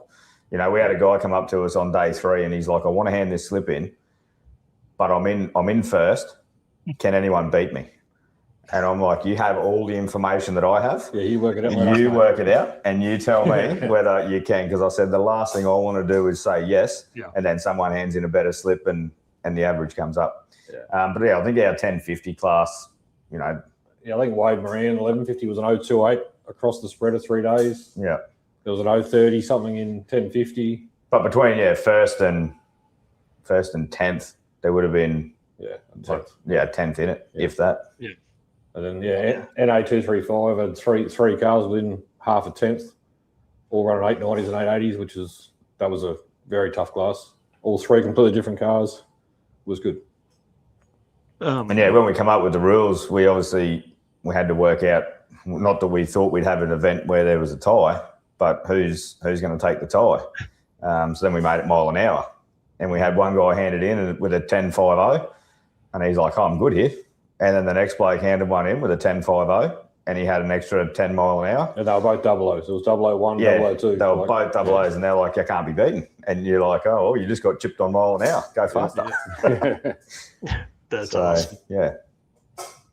Yeah, I think that's the next class really good fun. For that style of racing that guys just chase that number all day, which is good to watch. Whether it's an 850 or 1150, it's still good to watch. Yeah. Well, and I think the announcers are getting into it. They understand the how hard that is to run, even for a car like an 1150 car. Like those guys are doing hard stuff too. You know what I mean? Like, well, most of those guys, to be honest, are all foot brake races with no control boxes in them. So it's almost harder in 1150 class. You know what I mean? Like, there's no trans brakes in those classes. Most of those guys are all foot brake. So I love that better than the DYO class. Even harder. You have to race to a number, not your own number. So I love the fact that correct. It is time class. So even if you're a 1020 car, you've got to slow it down to a 1050. Whereas if you let go of a button and it goes, or take it off the brake, it goes 1020 every time. It's easier to achieve. Yeah. So having those, the same as when we go to Warwick, we actually changed the 660 time to be a little bit different to what the quarter mile time is. What the actual calculation is. Yeah, so it makes it a bit harder. So they either got to tune it up or slow it down, depending on which bracket they're in. So it's not the same, just to make it a bit harder for them. So, most of the 1050 cars had to go 2 or 3 tenths faster at Warwick in the 8th to try and get that number, which is a good chase for them. So, Yeah, I'm a big fan. I think that works. The hard part for Eric and I on our side, when we see it, I want to see like somebody to do index classes and the DYO style. Like I want to see that mix, because man, things become such a catch. Well, I know Stream Machine this year has got 1050 and 950 and 850 as well as DYO. So yeah. And those boys, we'll see how that all pans out. Those boys are mixing some things up with the event this year to make it a bit more streamlined and hopefully make the event a little bit better as well, leading from all of the good things that have been seen from All Stars and everything else. So that's the good thing with the drag racing. An app in the works as well. Yep. They all work together. They all kind of take something from each other, and it's really good. It's not competition as such. No. Oh, absolutely. And we've always said, we're not here to take anyone's business. We're here to make the industry and the sport better. So, what we got out of doing theirs. Yeah, 100%. The more the merrier. Yeah. And I'm looking forward to going to their one just to be a racer, just to hide in the corner and have no input, just to race. So, what do you mean? You weren't doing that anyway. You didn't get busy at all. Yeah. I was going to say, he's going to be way busier turning around an NA car than what it will be. 7,500 converter ton a trailer. That's silly, eh? But you're saying about commentators and stuff. So we're lucky enough. We've got the Australian Derek. So we've got a guy by the name of Diggles, and he's an absolute rock star. That guy can talk the flaps off a cardboard box. Mate, he's next level. So and then put him back on just to talk him off. His knowledge of drag racing is unreal. So that keeps the crowd going. I guess the best thing adds to it. Yeah, 100%. The best thing with Diggles and even Shagger is they've got the knowledge there. Like I can't remember what I did 5 minutes ago. Yeah. Diggles will tell you time and mile an hour from someone 5 years ago. And rattle it off in conversation. You keep the track of all the classes and all the chases going on, so that's good. Yeah, that's awesome. And we put them all in a motorhome this year, so all three commentators were in a motorhome together. So there was some good stories coming out of that too. I can't imagine. Did you have to pay? We bought the highest insurance we could. I paid the cleaning fee. I paid everything. So I dropped it off, gave him the keys, and she was done. Yeah. Well, and that was the one thing too. The nonstop talking there would have been hard to be in that thing. Oh yeah. And all the competitors going past them saying hi and So with the app that I made, we also had a commentators channel on there as well. So they got all the raw data as it was being entered. So the next day, he's got it all there, ready to go. That he can call out and put over the live stream and everything. So just to make their life easier. Yeah, the app is awesome. I think that's what, as we move forward as a sport, I think we're going to see more stuff like that. And it's incredible. I mean, I want the people that are watching this to go over and look at it. I mean, All Stars Drag and Drive, find it on Facebook, find it on the web. Yeah. So I'm in the works at the moment. Making it so that it's going to be more diverse and universal for everybody to use. Yeah. And even to a point where there may even be a subscription that the event promoter can sell to one of their guys, that anywhere in the world you can watch an event that's happening. Yeah. So if they're using the app over there, people over here can buy a subscription, jump on and watch everything that's happening live.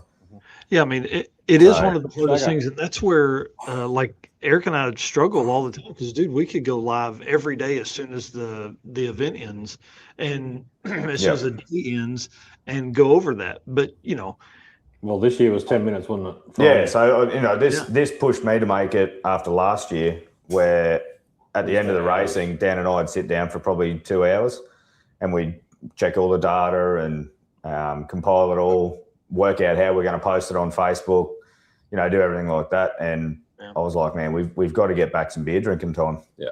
We're doing this for fun. We can't sit here and try and concentrate all night. So what can we do? I developed the app, and Dan and I sat down many late nights and tested it and found the problems and fixed it and ran around. Right up until, even after the event when someone goes, I think that's wrong because of this. And I was like, you know what? There is a formula in the background that's wrong. So I'll fix that and change it all around. So that's awesome. But definitely save time. Within 10 minutes we'll saves heaps of time, But like I said, I want to try and develop it now that we can send it worldwide so everyone uses it. And make it affordable enough that you don't need to spend the 3 months that I have trying to develop your own. Yeah, bro. And also have it that everywhere in the world can follow every event. And then it's a common thing. Everyone knows how to use it. It's the same across the board. Yeah, it'll be a lot easier. Yeah, that is one thing we're seeing is we hope to see more events kind of use the same format going forward. I'm putting together some historical stuff, and good God, it's like screenshots of notebook paper written down. I mean, dude, Oh yeah. we're never going to be taken serious as a sport until somebody takes it serious on that side. Yeah, and that was us. Like, and even this year, we'd post the photos, and Facebook's got this little button in the background that you've got to uncheck to send messages. Yeah. So people were clicking on the photo, and then they were sending us abusive messages saying, "I just want to see the photo. Stop sending me message." And I'm like, "What are you on about? I'm sorry. I don't even know what you're talking about." Yeah. But yeah, so now with the app, I can press one button, it downloads all the image files, and I can upload it straight away. So in 15 minutes after the event's closed, we're packing up and having a nice cold beverage. And on a side note, it was even better this year because we had Dave and Karen from On Point Media do all our social media posts for us, do all the merchandise, and that took a heap of stress off our shoulders. Yeah. So they did all that themselves. Yeah. So that's really well. that's a pretty smart move. We might have to look at some of that for some of the stuff we do over here, because man, that's a tough one. All right. Big shout out to D-Tworks. Want to say thanks to them for all they do for us. I mean, they were our Racer Party sponsor. They're a title sponsor of the Short Circuit. I mean, all kinds of cool stuff they do for us. Appreciate them. And then, of course, Performer Built Transmissions as we move into the next segment here. Performer Built is the official transmission builder of Drag Driver Pete. At Performer Built Transmissions, the goal is to engineer and build the toughest transmissions on the planet. Performer Built doesn't just rebuild transmissions, they systematically re-engineer each model to eliminate OEM flaws and achieve the highest level of performance. That's why they say our transmissions are not just built, they're Performer Built. And I'll say it all the time, this car weighs 5,100 pounds, and they put it into the low tens, almost a 9-second pass with a 4L60 in it. I mean, when this thing goes down the road with the trailer, it's 7,400 pounds. Like, it's insane. Wow. It's awesome, and it lives. Let's talk about how much harder it is on Australians building cars than compared to what we have to do over here in the States, where you can buy stuff just about every street corner. Sorry, I've still got PTSD. Well, it's double. Yeah. Still got a little PTSD. Yeah, transmissions were not a good thing for us at Drag Challenge. Look, I'm sure the boys agree with me here. The hard thing with us, as we touched base on before, our road rules are a lot more strict than you guys. Like, we've spoken about Steve Morris, right? Seeing Steve's cars, being in Steve's cars and everything, they are what we would class as borderline a pro mod over here. Mm-hmm. We can't have those kind of roll pages on the street. We can't have that kind of chassis setup on the street.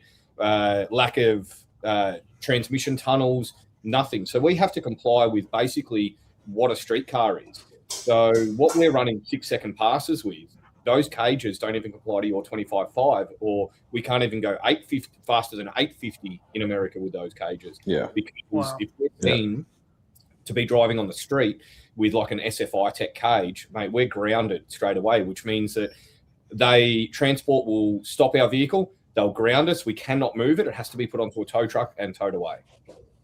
That's crazy. Why would they not want you to never register it again? Correct. We've got to have a hand. Yeah, they say it's an unfair advantage. Yeah. So we've got to have an operational park brake. We have to have full steel body. We've got to have operational lights, everything as you guys do. But we've got to have ADR compliant seats, seat belts, braking systems, everything. Bottle latches, the whole deal. Yeah. That doesn't even make sense in my head. What about you, Eric? Yeah, that's like, it's hard to comprehend. Like, here we can throw some 10-year expired 5-point harness in our street car and nobody's going to bat an eye. Yeah, not a. I mean, you could run with factory lap belts on old shit. You know what I mean? They wouldn't care either. I got my seatbelt on. Yeah. And then to make it worse, you import parts, and it's just way more expensive than what you guys experience over there, because obviously all the import tax duties, the dollar exchange, it's just expensive here to build an engine. So let alone build a whole car. Yeah. So does that make the tuning does that make like your tuners better because you're doing so much more on factory stuff? Yeah, you're trying to make stuff live our track longer. grip and our lack of big engines makes our tuning better. That's for sure. So we've got to tune around bad tracks. We've got to tune around basically stock engines to do things, which we're still running in the 7s with stuff like that. But it's all the chassis stuff that's a lot harder. I'm sure you'll agree with me here. You guys can turn around and literally go a 25-1 or a 25-2 or like Brett's stuff where it's a 25-1, a fully adjustable rear end, everything in it. And he can just drive it on the street, unbuttons a window out of it, and because it's no longer roll up, roll down, we have to have glass. We cannot use Lexan or anything like that. It has to be glass. It has to be roll up and roll down windows and everything. We can't. Yeah. So those guys can go and race that, which is why it's super impressive for us to run 6-second averages now, because we're doing them in what you guys would class as almost a stock vehicle. Wow. Man, that's incredible. Yeah, well, I mean, signing day when Adam rolled onto the weighbridge, I reckon every entrant and their neighbour was standing there waiting to see the weight of it, thinking that it was going to be a really light car. Yeah. And what did it end up going, Adam, with you in it? It's 3,200 weight with me in it. Wow. Yeah. So that's it's, So again, you credit, hats off. You put his comment on a 2,500 pound car. You do the math; it's pretty fast. Yeah. And it's nothing exotic. Like it's a dirty old tractor engine. That thing. It is a dark big end block. It's a Kelly's Magnum crank with. It's got Oliver Pro Max rods in it and a custom Sibtech piston with profiler cylinder heads on it. Now, it's nothing exotic at all. The fact it's still steel rodded, cast cranked, and the car's running mid 6s, like it's running 50s pretty comfortably. Yeah, forged crank. Yeah. That's incredible. And to be, real glass, real steel. I mean, that's freaking incredible. Yeah. Well, even Steve messaged me after that and said, "Congrats!" Like that would have won our class at Sick Week. And Tom and the boys put a really good event on there. But that's the first time in Australia that we've actually compared with you guys. And so we're in the process now. While everyone's talking about this car, we've already started building another car. This one, I'm not going to play the game of getting it engineered because we, as I said about Tall Poppy, we pop a bit of crap over here about, it can't be a street car.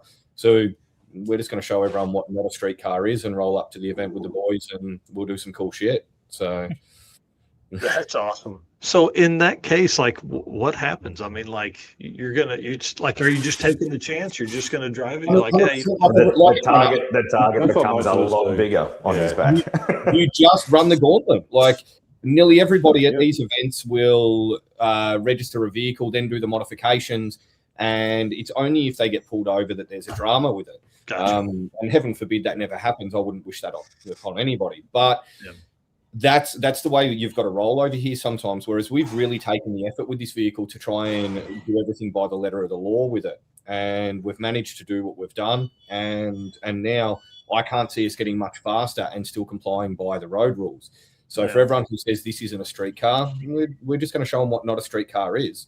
So we're just going to bring a race car to a street event next time, and then they can say what they like. But our plan is this car that we're building. As I say, I'm lucky enough to be good mates with a lot of the guys in the States, and Brett LaSala's got us onto Matt from More Race Chassis. And working in with Matt, we've actually done a right-hand drive conversion to one of his chassis. And because we do all our own chassis in-house and all that kind of gear, that allows us to get it out of Bentec and build it on our chassis G here and build an Australian version of one of the cars over there. Can't say too much about the build at the moment, but obviously Stevie Morris has got a bit to do with it and some of the boys over there. So it'll be one of those things that once we achieve what we want to here, we're going to send that car over and come racing with you guys. And Ricky and Tom and the boys have been trying to get us over to Sick Week for a while. So that'll be the car that we bring over and race with you guys, but it will comply with your 25-1 rulings. That's awesome, dude. That's badass. And right-hand drive, that'll be one of the very few ever, maybe. Yeah. The right if side. the only, maybe? The right side. Yeah. No, There was that was it like a silver Mopar something that was over here. John Ferrone's. Yeah. Yeah. Yeah. Well, next thing here on our notes is talk a little bit about fuel costs. Like what's the cost of fuel there, and like what's it cost to run an event in a car like that? Think of California and then think worse. Oh my God, no way. Yeah, I go from Texas over to California, and I can't believe it's... Well, that drum of fuel right there is only $600. Oh, what the dude. No way. $25 a litre for that. Yeah. Yeah, it's $100 a gallon. No, that math don't even make sense to me. And look, I'm a tight ass, so I run methanol, which is only $3 a litre, so it's nowhere near that bad. But yeah, our normal street fuel. What is it up there with you guys? Like we're $2.20 a litre for like our 98. Yeah, we're around that now. Yeah, same. Man, so $9-10 a gallon. Yeah. Man, it would be very difficult to be a hot rod guy over there with all the stuff you get going. Why do you think they're like that? Why do you think it's so tough? Is it just politics? They just don't want to have fun. Is that what it is? Yeah. None of the politicians are car guys. That's right. I think we're too governed by the one toffee nose people. The one sort of party. Whereas over there, it's you go to a different county, a different. I mean, you guys can carry guns and do all the things that you want to do. We can't do that over here. People are all for people, whereas here, I think they're all for lining their own pocket. Yeah, we've just got taxes upon taxes upon taxes. Like as the boys mentioned before, I'll use Dusty for example. We order a converter through PTC. We pay what he charges us. Then we pay our import fee, which isn't GST or anything. Then we pay GST on that, which is 10% of what the product cost us, including freight. So if it is, let's call it $4,000 US, that's roughly 6,000 Australian dollars. It then gets in, we'll be charged a percentage of that as an import fee, and then we're charged 10% on that, so another $600 and something for GST before it even lands at our door. For us to try and make $1 out of it, moving it on to a customer, we'll be lucky to make 5-10% on a product like that. And all of a sudden it's... And then you've got to charge your customer 10% as well for GST. Yeah. Correct. That's right. Yeah. Yeah, everything you buy, even if it's fifth or sixth hand, gets GST on it. Yeah. So our CNC operator here, he's from America, from Minnesota. And he said when he moved here, he's like, what do you mean you've got to pay taxes every single time it changes hands? Like it should only be the last person. I'm like, oh, get used to it, man. Yeah. And there'll be tax on tax soon too, I'm sure. Oh, and it's worse in Victoria. Down here, down south, we pay more tax than these guys pay up north. So it's just our government at the moment is definitely not for the people. Let's put it that way. Yeah, that's lining their own pockets, I think. Yeah. And you'll get in more trouble if you get caught driving a race car on the street. You'll get in more trouble than what you will if you blatantly cause an accident in a normal road-going car and you're just a mum. We'll make front pages of the paper and all that kind of stuff. Like they really frown upon what we do. We've seen some of that in the past here with the EPA stuff, and I think it just comes down to car guys are typically a pretty easy target. We're pretty easy to pick out of a parking lot. There's a car that looks a little different than all the others. Let's go check that thing out. You know what I mean? I think it just becomes we're an easy target. We typically have expendable income, So they're like, oh, hey, that guy's got a little money to put wheels on his car. Yeah, let's go check that size. This car came with 235s. You have 255s on it. Get the hell out of here. Yeah, they should be looking at it like, hey, that guy's in debt. Have a look at him. He's got no money to pay us. That's exactly right. That guy spent all his money on that car. Let's leave him alone. Yeah, would be awesome. Yeah. Well, the other question here is, so for your guys' events over there, how far do people typically travel to attend your event? Is it relatively close, or do people travel from long distance to get there? No, so I guess over here where, Australia's a fairly big country with not as many tracks as what you have. So people come from all over Australia. you know, from where Adam is to get to us is what, 3 days? 800 Ks. Yeah, 3 days. I've just got my phone out at the moment, working out. So there's a guy that one of my good mates, he travelled to me, and he comes from Darwin. Yeah, Troy. Yep. Well, he around 4,500 Ks just to get to us. Yeah. Yeah. Wow. So yeah, he's just on 4,500 kilometers to us, and then we're 1,800 kilometers up there. So you go, let's call it 6,000 Ks by the time you're done, and that's what, 12,000 kilometers he's travelled to be at that event. So he's come down to Victoria. He was going to race his car. We're still waiting on some bits for it. So he actually did the road trip with me, and the pair of us drove up, and it's a week by the time we get up there and back. Yeah. Just for the Americans, that's 3,700 miles. Wow. Each way. Each way. So that's like, that's Rich Guido shit from Canada to Florida. Well, it's like going from Seattle to Miami, just about, isn't it?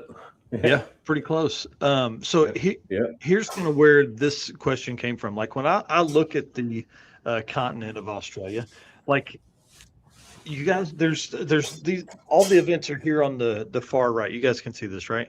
Like, are there not other events in other tracks anywhere else, I guess? On the West Coast, there's a really good track at Perth, but there's no drag and drives there because there's no other tracks to race at. Yeah. So it'd all be out of one facility.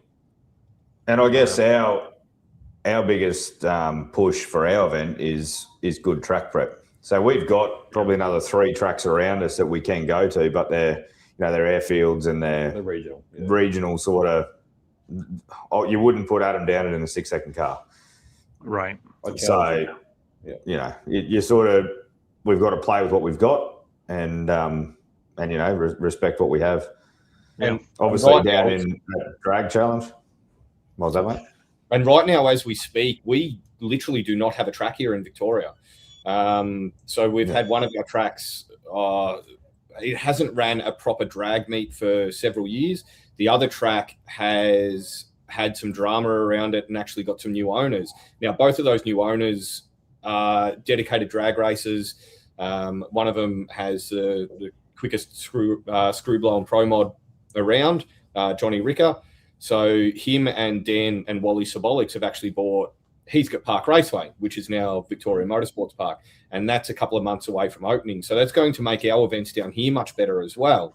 And from the rumours I hear, Swan Hill's about to open back up again, which is probably 250 Ks from Heathcote, which means that opens up more drag and drives down here, whether it's the boys running weekend events, whether it's Street Machine running other events throughout the year. But it means that within 600 kilometres, we've got Swan Hill, Heathcote, Mildura, Portland, and the Bend, which means all of a sudden we're about to have this network of tracks that can make everything much easier, like these guys have up there with the 2 good tracks that they have. But the good thing about where their tracks are, there's multiple ways to get around it and multiple routes that you can take. So even though you're going from one track to the other, you don't touch the same piece of road twice. Yeah, that's a huge win, especially for a weekender event like this. Yeah. And that's it. Like, with hats off to the boys down at VMP, Ricker and Zabolics and that, they're racers as well, right? So we are genuinely excited to see what they do to a racetrack, that's run by the racers. I think that's where we've all got to get back to. And, drag racing over here isn't a corporate, I guess, entity. It's all about the people doing what the people want to do, and I think they need to support that. Yeah. Well, these guys are so good. And I think they will. Talking to both Ricker and Sabolics, those guys are so committed to the cause of drag racing over here that they've blatantly said, we are not taking a cent out of the track. Everything it makes, it goes back into it. We both have our own companies. We both make money there, which means that this track is literally to support the racers. So hopefully people see it for what it is there and support them as much as they can. And that's right. And just on that, that's Dan and myself too, right? This event isn't about making money. It's about growing the sport and the interest and giving back to the people that support to support our other businesses. So yeah, like without the sponsors that we do have, there's no way we could do what we do. Yeah. Right. And that's made very apparent by being at the race meetings as well, and being at All Stars. It was very apparent that the boys love it as much as us racers, and the excitement down there. As I said it a few times, but it was an absolute vibe. I'm lucky enough that I host Street Machine's YouTube channel. So we've done a couple of episodes. There's one about to drop of behind a 6-second average today. So we filmed everything on our journey, and we show everybody what we went through. Last week, we actually put event coverage up for the guys, and you'll see everybody on the start line is absolutely pumped. Everyone's having fun. All of the contestants are having fun. As soon as the fast cars come out on the track, and not just me, Brandon Zito went 718 still on E85. Like super impressive car, but everybody follows him out to the start line, and just the vibe there is just next level. That's awesome. Well, this question, Yeah, I think Joe everybody's asked, got that genuine interest. Joe asked, do you guys hit kangaroos like we hit deer on the drives between tracks? Yeah, last year. Well, touch wood, this year there was none. Yeah, Danny Lansdowne got one last year and nearly rode his car off. Yeah, there was 2 or 3 last year that got a couple. So, oh man, damn, that sucks.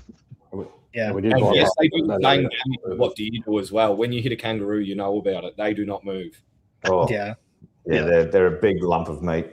Part of our schedule this year was to move it all forward so we could get on the road earlier to try and minimise the night driving. Yeah. So, and we tried to select routes that are a bit less kangaroo-y. So, Did we drive during the day this year? I thought it was on. You probably didn't. Yeah. I remember last year, by the time we packed up at Willowbank and we got to Warwick, it was like 9 p.m. Yeah, we got there by 6 this year. And we were all sitting there going, oh my, now we got to set up for tomorrow. Let's do that. This year, with obviously the app and the extra help we had, we were in Warwick by 5 p.m. going, oh, wow, it's still semi-light. Yeah. Let's go to the pub. Yeah. Let's go get some real beers. Not parking lot. We're getting notifications off these boys going, how are you guys traveling? We send them a photo of literally every lifter out of an engine, and we've got our work stand on top of the intake manifold. Looks like an echidna with all of the push rods hanging out of it. And they just send us back a beer. We're like, thanks, guys. It's really helpful. Yeah. Hey, we ordered dinner. Yeah. Wow. We got all kinds of kangaroo questions coming in. Do you guys eat kangaroo? If so, how is it? Yeah, absolutely. That eat our coat of arms, don't worry. You sit still. Probably not the ones you run over, but I'm sure the ones you buy from the butchers are better. Yeah. Wow. Interesting. We ride them to school too. So with the talk of more tracks coming, are you guys going to keep your event at 3 days? Look, next year there's talk to definitely move to the 4. I think we've been following and looking at the worldwide list, and I think it's only fair that people like Adam and Dan Smith and Brendan and the Salika and Brendan Zito, all them boys that have the potential to be on that list. Yeah. We give them the opportunity to get there. So I think it's 4 days of racing, and there's a certain amount of Ks. Yeah, at least 500 miles. Yeah, 500 miles or something we're going to look into that. Yeah, we'll definitely do it. I mean, Adam did it this year. He did 5 6-second passes and still drove all the kilometres. So, And he's got spare rockers now, so he'll be fine. Yeah. Yeah. We're talking about the price of parts over here. It's like it cost us over 10 grand for a set of rockers. So, yeah. Yep. Wow. So, look, definitely next year there's talk of expanding the event an extra day and trying to work out the kilometres so that we can, where we start, we finish here, so that everybody's got their tow cars locked up, and to do a 5-day event, a 4-day event's hard when we're going to try and move between tracks, and there's only 2 tracks, so but no, look, definitely we're open to, but we don't want to kill a good thing, right? We don't want to get to a point where we're chasing. Okay, guys, we need to get to here. We need 300 entrants, and we need an extra track. And why change something that's working too much? Well, and I think we let sight I think some people lose sight of it and get pulled down in the corporate world. Yeah. Right, and that's what Eric and I struggle with all the time because the circuit's 3 days, and man, I want it to be the best experience for people to have. I want it to ruin people because they're like, damn, that was so much fun. We had such a good time. They go to other events and they're like, damn, this one's hard. That was pretty. And that's pretty much what we said. We took the little bits of everywhere and went, we need to do something that's not been seen before, and here we are.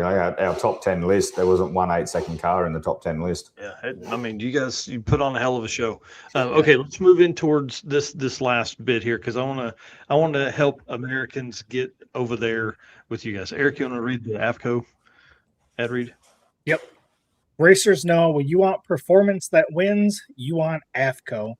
From shocks and suspension to cooling, brakes, and more, AFCO Racing has been helping teams go faster for over 30 years. Built by racers for racers, check out the AFCO Advantage and follow them today on social media for the latest in performance parts. AFCO Racing, built to win. All right, so the whole purpose, I told you guys this before we started, but I want, my goal would be to have some Americans end up over with you guys, right? Like you guys coming here, guys coming from Sweden to the States, guys from UK. I mean, that's a pretty normal occurrence. Canada, I mean, we know Rich Guido comes in and just thumps every American he ever races.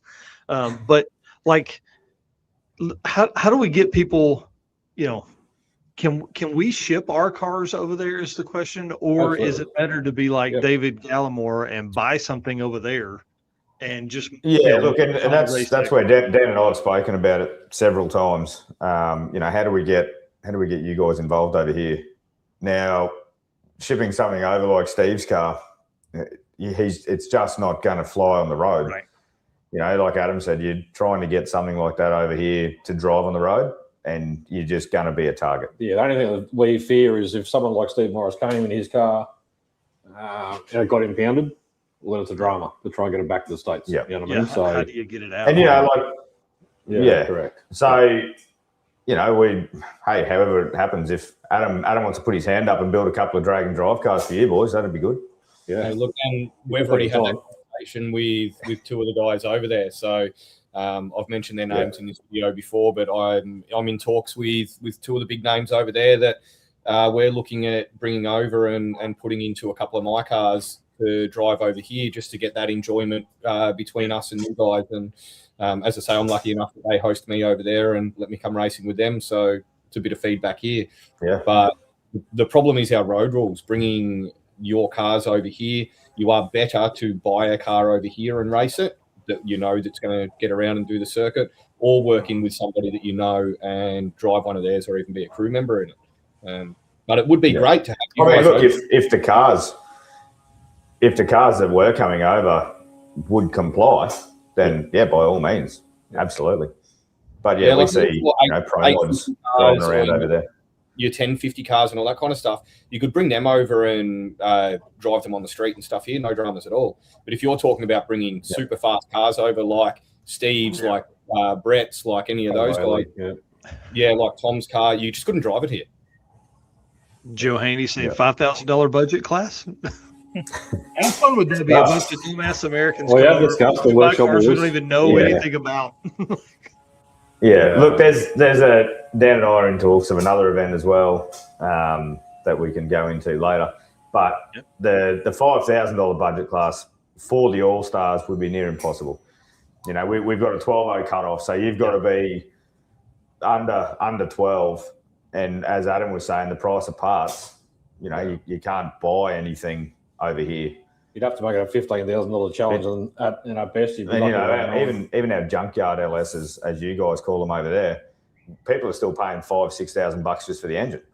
Gosh, so that's crazy. To try and build a car for $5,000, I reckon our budget class here would have to be 15. Yeah. If you build a budget car here, it'd have to be 15. It'd have to be an Adam Rogash because he'd find a way to beat us. Yeah. Well, and you have to know what you're doing in the beginning. Rules, though, if we work by Jack Stan's rules, I reckon we can get something through for that 10 to 15. The scratch and dent sales that he had. We can make it work. Yeah. And we do manufacture a lot of our own parts, so maybe we do that too. Yeah, that's right. But I don't see that being a thing for the All Stars because it would just be too expensive. Yeah. You know, even the 1150 cars you see are beautiful cars. The caliber of cars at the event were next level. I didn't walk around and see one vehicle that I wouldn't have owned. Like they were all killer cars. Everyone should be proud of what they've done. Oh, absolutely. And, you know, we say the same thing to the guys. And, you know, we get some people go, oh, you know, you don't really need us there. Well, it's not a case of that. Like you've got a killer car that runs 1150s. You are just as big in our eyes as the guys that run 6. And 1150, it's for the racer, by the racer. So Kel says, ask Adam about driving strip show around after All Stars. Oh, you're talking just on your strip. Is that what you call your car? Is that the? So the name. I've had this thing. My first car that I put on the circuit was called No Show, because originally it was. It was more go than show. So we called it No Show. And then everybody goes, oh, is it a no-show? Like, you're not going to show up. So the next one I built was called All Show, as a bit of a laugh because it was a 750. I've still got that car. So it's a 750 VK Commodore. It's been 750 at 193 mile an hour. So that's called All Show. So this one was dedicated around the drag strip. So we called it Strip Show. And the new one that's getting built, for obvious reasons, we're calling it Pro Show. So I've just got this thing. Yeah, but so with the Capri or Strip Show, since we've got home, I've got 3 kids under 12, and they've been pestering me. Can you pick us up from school? Can you take us to netball? Can you take us to football in it? And I said, look, if we win the event and it comes back in one piece, then we'll do all of these things.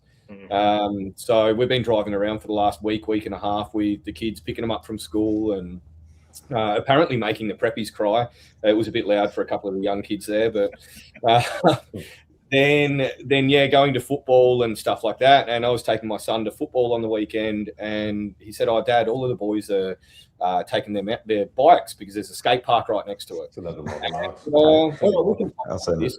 got this thing called a sea sucker, which vacuums to the roof and it holds on the push bike. So I threw that on with his mountain bike and took him down the street and that. And that kind of turned a few heads, and there were some videos floating around of that. And the next one, I just sent you the photo of it, Michael. My major sponsor is actually a caravan manufacturer. So they're going to lend us one of their little 1,400 kilo caravans for a weekend, and we're actually going to take it away with the Capri and have a bit of a laugh with that too. But yeah, the car is literally driven on the street. These boys know that. It's one of those things. I run a busy business here, and we're flat out.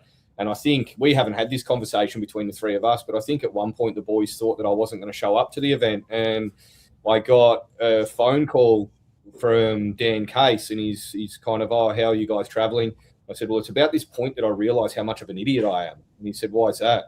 And I said, well, I'm loading pistons, rods, camshafts, lifters, push rods, everything I own into a trailer so I can come and tow it around up north for a week.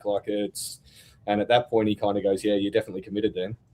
Yeah, this is badass. And I think this is on WhatsApp. This is badass to me, man. Like running around with the bicycle on the roof. I don't know if there's anything cooler than that.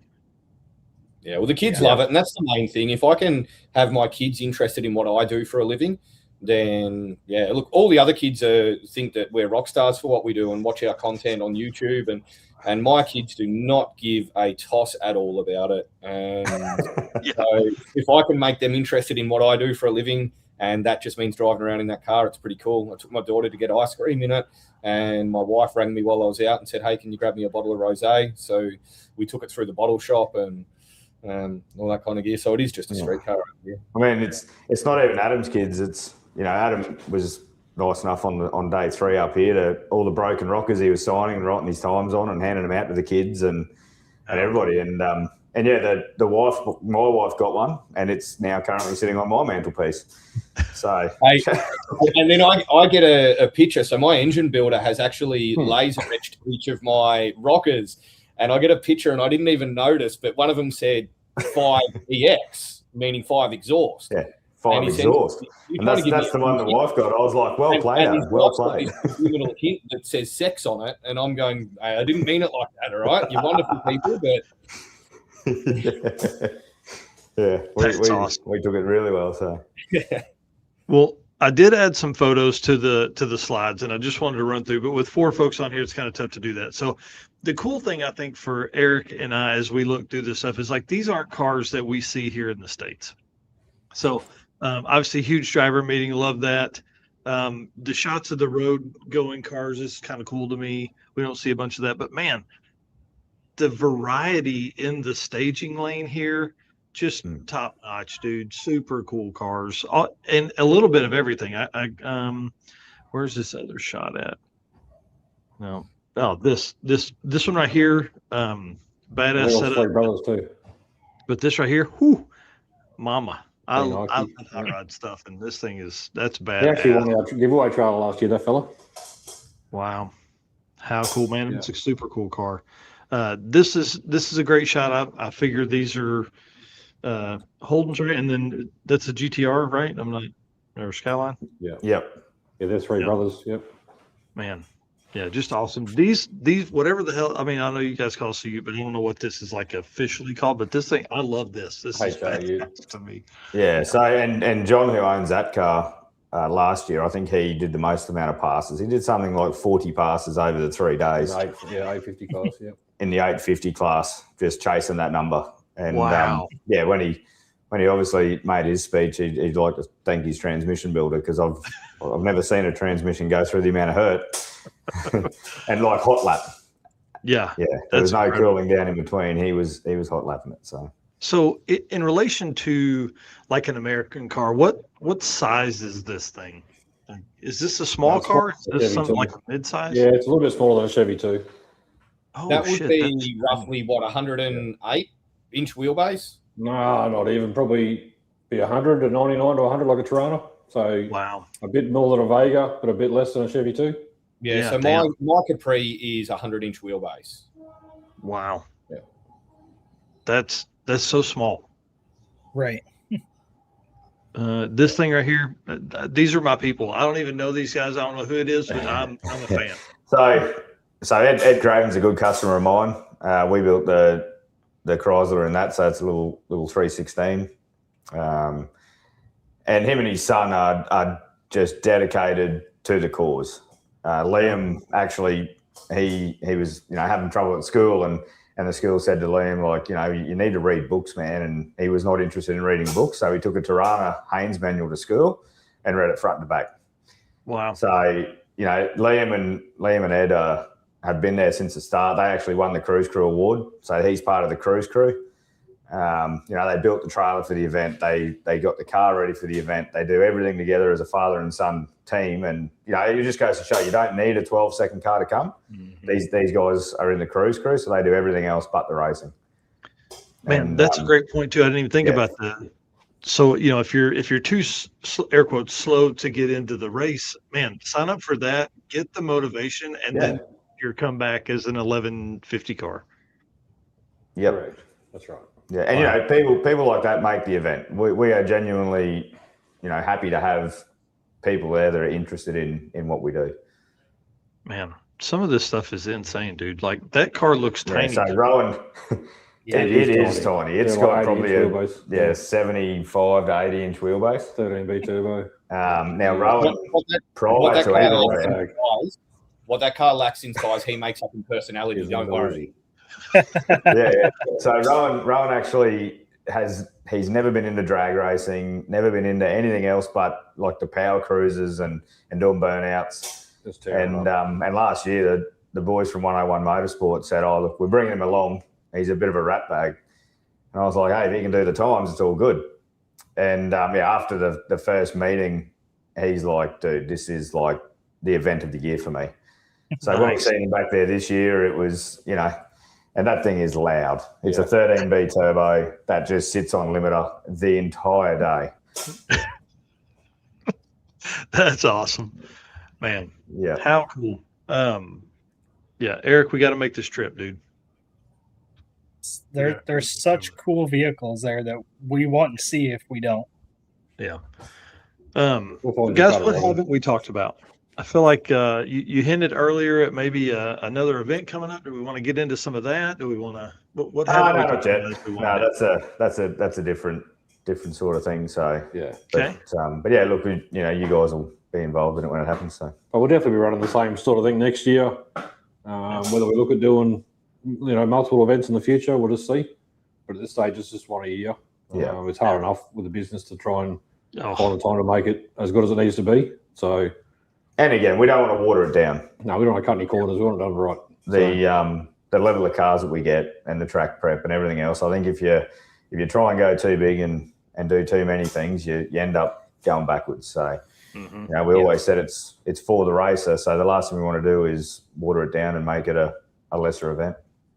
Well, and for the folks that are fans of ours that are watching, we will have hosted 4 drag and drive events at Tulsa Raceway Park this year. Like, we're getting more people in our single day stuff, but we're seeing we're not getting new folks. We're getting drag and drive racers that are wanting to add one more to the list. They're like, hey man, I'm not doing anything that weekend. I'll come over and I'll hang out with you guys.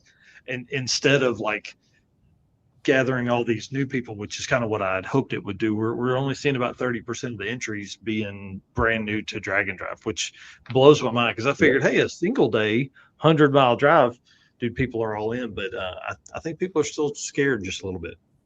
We're doing Over something here is a bit different too. Like there is a lot of drag races over here that are diehard drag races, and there's a lot of streetcar guys that could not care less about drag racing. Yeah. So this is an in-between void. You got Jamborees, Kenders, and the drag and drive that those guys will build their cars for.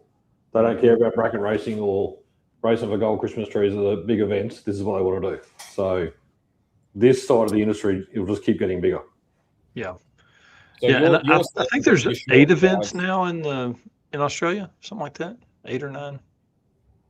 Yeah. Well, there's 2 bigger ones, and then the rest are Yeah, they're all the weekends. a different style. Yeah.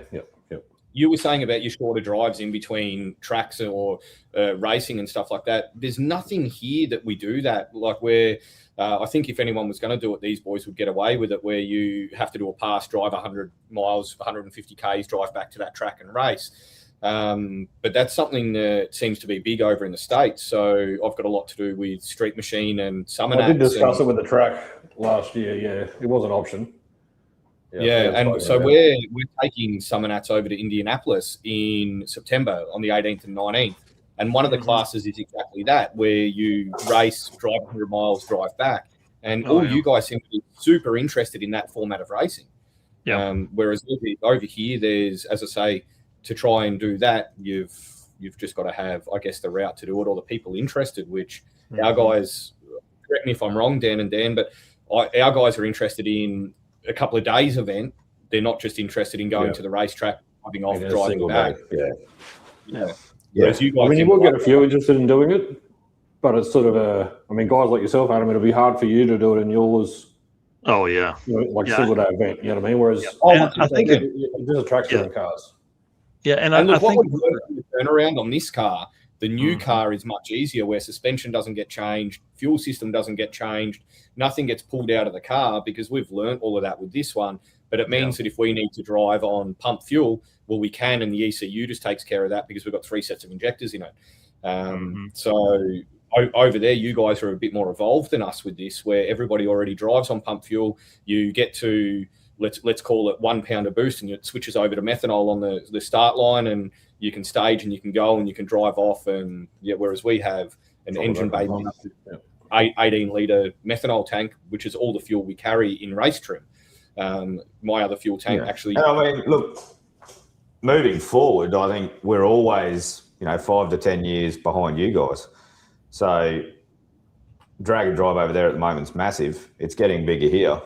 Everybody's getting smarter. Everybody's building cars that are more suited to it. So, we are genuinely excited where it's going to be in 5 or 10 years. Yeah, it's going to be awesome. Come from with Street Machine in this 10 years, and then I think I don't think it's a linear scale. I think it's going to get bigger quicker. It's a hockey stick for sure. Like once what we've seen here is promoters that are hosting drag racing events that do decently.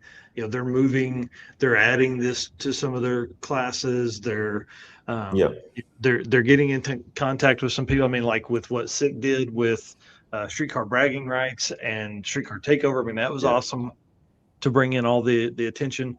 You are right. You are, I guess, probably not now, but for a long time, Drag Challenge was it. It was once a year, just like here. Yeah. Drag Week was once a year, and it was one event for 10 years. So like if you're looking at the linear path there now with you guys and the attention that this event will bring from Adam and Brandon Zito and like all the other top 10 that are running in the sevens and real deal street cars. Like, I think it's just going to bring so much more attention. You're on that hockey stick up. So it'll be fun to watch, man, for sure. I think these guys will get to 250 next year. It'll sell out in 15 minutes again. And everybody in that, I reckon you'll find 4 of the top 10 will be running 6-second averages. That's just my feeling on where this event's going to go, how Drag and Drive's going to work here. I know we're still undecided. My boys down here at the shop want to go and do Drag Challenge again this year, Street Machines Drag Challenge. I'm kind of ready to sit out and have a break now, but they're going, let's try and win every Drag and Drive within a 12-month period of itself. But I know of probably 3 or 4 cars that are capable of going 6-second passes there. So there's going to be quite a bit of competition there this year.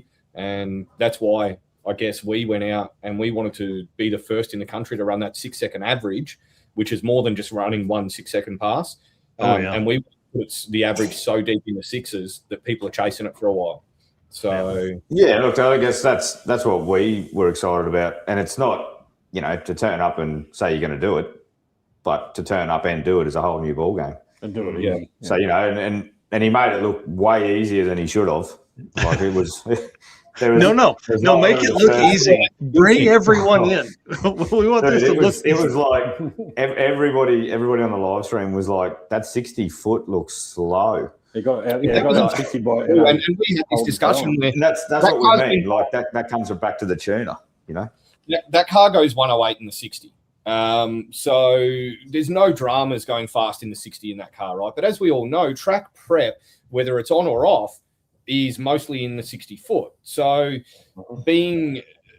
I guess we tune our own chassis, we build our own chassis and everything. So we tune our own ECU, we tune our own chassis. So we're tuning the whole vehicle. We don't have some remote on and do the electronic side of things. And then we're trying to do the mechanical side of things. So we can make everything work. Now, as we spoke to the boys and we said, look, we're going to be targeting 125, 126, 60 foots all week, because whether the track's just starting to go off or what's happening, at least we can be consistent, and that's the biggest thing. Yeah. And if we can go 650 with a 122 in the 60, why do we need to go 108s? Like, we're already succeeding in what we do. Yeah. So even at that, like you do see 6-second passes, and you're like, oh, that was sketchy. Like they're they're chasing it, they're after it. And Adam's seen come out, and it was like straight in the line, and the scoreboard comes up, and I think everybody sat there for a second and went, wow, that just happened. At least our data logs, and for something like that, like we're launching it on 9-pounder boost. I've got anywhere between a 2 and 3 second ramp in it, depending on the track that we're at. We've got an RPM plot that we chase, and literally at 4.6 seconds into every run, we pull nearly 10-pounder boost out of that car. So you'll watch it come up. I think the most boost we ran in this event was 37 pound. And it goes 37 PSI, and it'll pull back down to about 28 pound in the back half of the track. Because at 28 pound, we're doing 219 mile an hour. Like, we're turning steel rods to 8,400 RPM. No. I'm going, we don't need to swing any harder than that. And it's not going to stay alive if we swing it harder than that. Yeah. Damn, that's crazy. Wow. Yeah. Well, the one thing's for sure is I could spend another hour with you guys. I'd like to spend a weekend with you. Maybe we can figure something out on that next year, Eric. That would absolutely. Maybe we don't go to some events here and go over there. Maybe that's what we. I want to go to every one of them. That's my problem. I reckon you guys should our live feed. I reckon that would be ace, having you guys host a live feed or something over here. That would be killer. Oh, that'd be a ton of fun. Yeah, we'll figure out something. Sponsors will get you here. Yeah. Well, I mean, or hell, we'll pay for it at this point. I think it'd be a lot of fun just to come over and hang out and see a bunch of neat stuff. You know what I mean? Like it's all new. And again, I think you guys are on having the limit of the ET. I think really sets you apart from just having the fun and hey, everybody, come on! We're all gonna have a good time. You know what I mean? It really puts them on. Camper vans here racing. Yeah. Yeah, I mean, so I think that's going to be a good time. It'll be interesting to see how that goes. I would love to see that work really well and other events do all of that, because I think we're in a point now with Drag and Drive, especially here in the U.S., to where we could have a fast car only event. We could have 150 cars that go 850s or quicker. You would have an 850 index class that would be 40 cars deep, and then you would have another 80 cars. I think you go. We had over 100 cars below 999, so yeah, I mean that's definitely something that you can do. You know what I mean? Yeah, that's badass. We're the little fish. Yeah, I see. We just had a comment from Blaine Stark. He can come too. He can come. So Blaine's a good friend from over in the States as well. Mate, at 18 years old, that kid has got a huge future in this industry. Mm-hmm. Absolute gentleman. So get on, follow Blaine's story. It's pretty interesting. But yeah, Blaine will understand what I'm saying here, but stay locked in, mate. That's awesome. Yeah, Blaine's one of my favorite folks in Drag and Drive for sure. All right. We got to put this thing down. I got to get in, get to bed. I got to leave here. I got to leave my house in 6 hours so I can get up to Heads Up Hustle. And I still have to shower, pack clothes, recap this show for Brian to edit with, and then get a little bit of sleep. So, guys, so you're ready to go, huh? Yeah, I mean, at that point, if it gets past midnight, I'm just we're more than happy to take the hustle trip, and you can come and run the workship or build some stuff. Yeah. That may be a fun trade a week and a half ago. Hey, we've seen this guy trying to put circuits in pistons, Dully. I don't think you want him to run your shop. No. Don't. And when they move PRI back to Florida, we'll come back, but it's also cold. Yeah. All right. Adam, tell everybody where they can follow you, and then we'll get to you guys. Look, jump on and you can follow everything on Street Machine's YouTube channel, just Street Machine TV, or MPW Performance and Race Fab. You can get on and follow us all on that. Awesome. Dan, Billy? Yeah, we're the same. So All Stars Drag and Drive on Facebook. There's going to be a website coming up soon. We're going to try and integrate everything in. But Dan's business is Fast Lane Industries. Obviously, you can jump on and follow that, or JOH Engineering. Sweet. Well, guys, thank you so much for spending the time. You guys have a full day ahead of you. You got to get to work and do all that. It's off lunch now. I'm glad we gave you guys a break from doing regular work stuff. You're welcome back anytime. Anytime you want to break news, you want to tell fun stories, just hit us up. Let us know. Thanks. Appreciate the support, eh? Yep. All right, guys. Thanks so much. We'll see you soon. Thanks. See you guys. Thanks, guys. See you guys. See you, mate. Dude, how cool is that? Super cool. Like, I mean, those dudes are in Australia right now. Like it's noon over there, 11:30. Yeah. It's wild just to think about, some of the stuff they talk about and the struggles they have building cars and really, I don't know, hopefully everybody realizes how easy it is here, but also like how much of a big deal that makes his 6-second passes over there too. Yeah. Well, I mean, to be the only person to run a 6-second average and to just absolutely thump that dude, 670s, like come average, and run a 650 on the last day. It's insane, man. It's awesome to see. And like I said there, I think Australia is definitely on a hockey stick. Going from one event to now 7 or 8 during the year over there. I mean, I think we're going to see, as big as that country is, we could see stuff work, 3 days events at the same track are, seemingly working here in the States. So it'll be kind of interesting to see what goes on. For sure. Up next episode, again, I don't know if we're going to do a show on Saturday, a news episode, just simply because it's going to be tough. The track goes hot at 9 a.m., which is when we would start this. And that really makes it difficult with me announcing and things like that. And then I don't know what we'll be doing afterwards, except hauling ass back to Dragway 42 for the Big 3 racing party that night. So I don't know. Listen, We may not be able to plan for a show or a news episode this weekend. listen, you'll have plenty of content to put out. I think we'll be all right. Well, and I'm sure during the weekend I'll be going live. If we have any downtime on the track, I went live a couple times last year, which was a good time, and been around talking to racers and things like that. So we've got plenty of stuff we can definitely do. 100%. And then next week's show, episode 161, dude, Paul Sokolis from On All Cylinders podcast and Summit Racing. And then, of course, the Havlik boys, Brian and Jess Havlik, will be on talking about the Havlik's fastest street car shootout as the last opportunity for updates, really, outside of their page for the week leading up to that, which will be leaving the next Wednesday. So pretty awesome. Yep. All right. For Send us out, man. All right. Well, once again, appreciate all of our race car friends who are in here tonight, making comments, joining in the conversation. Thank you to our guests, Adam, Dan, Dolly, for being on here. Again, we're going to bed. They're going to work. So awesome for them to jump on. Appreciate that. And again, all of our sponsors, can't do it without these guys. If you need a discount code, if you need to use our affiliate link, or just get in contact with somebody, hit us up. Thank you to Summit Racing Equipment, D-Works, Molly Motorsports, Driven Racing Oil, Howard's Cams, J-Wire Solutions, AFCO Racing Products, Performabuilt Transmissions, Car Chains 3D, Low Dollar Motorsports, Power Tube TV, and Racing Junk. Mike, have a safe trip, have a good time, and we will see all of you guys on next Wednesday night. See you.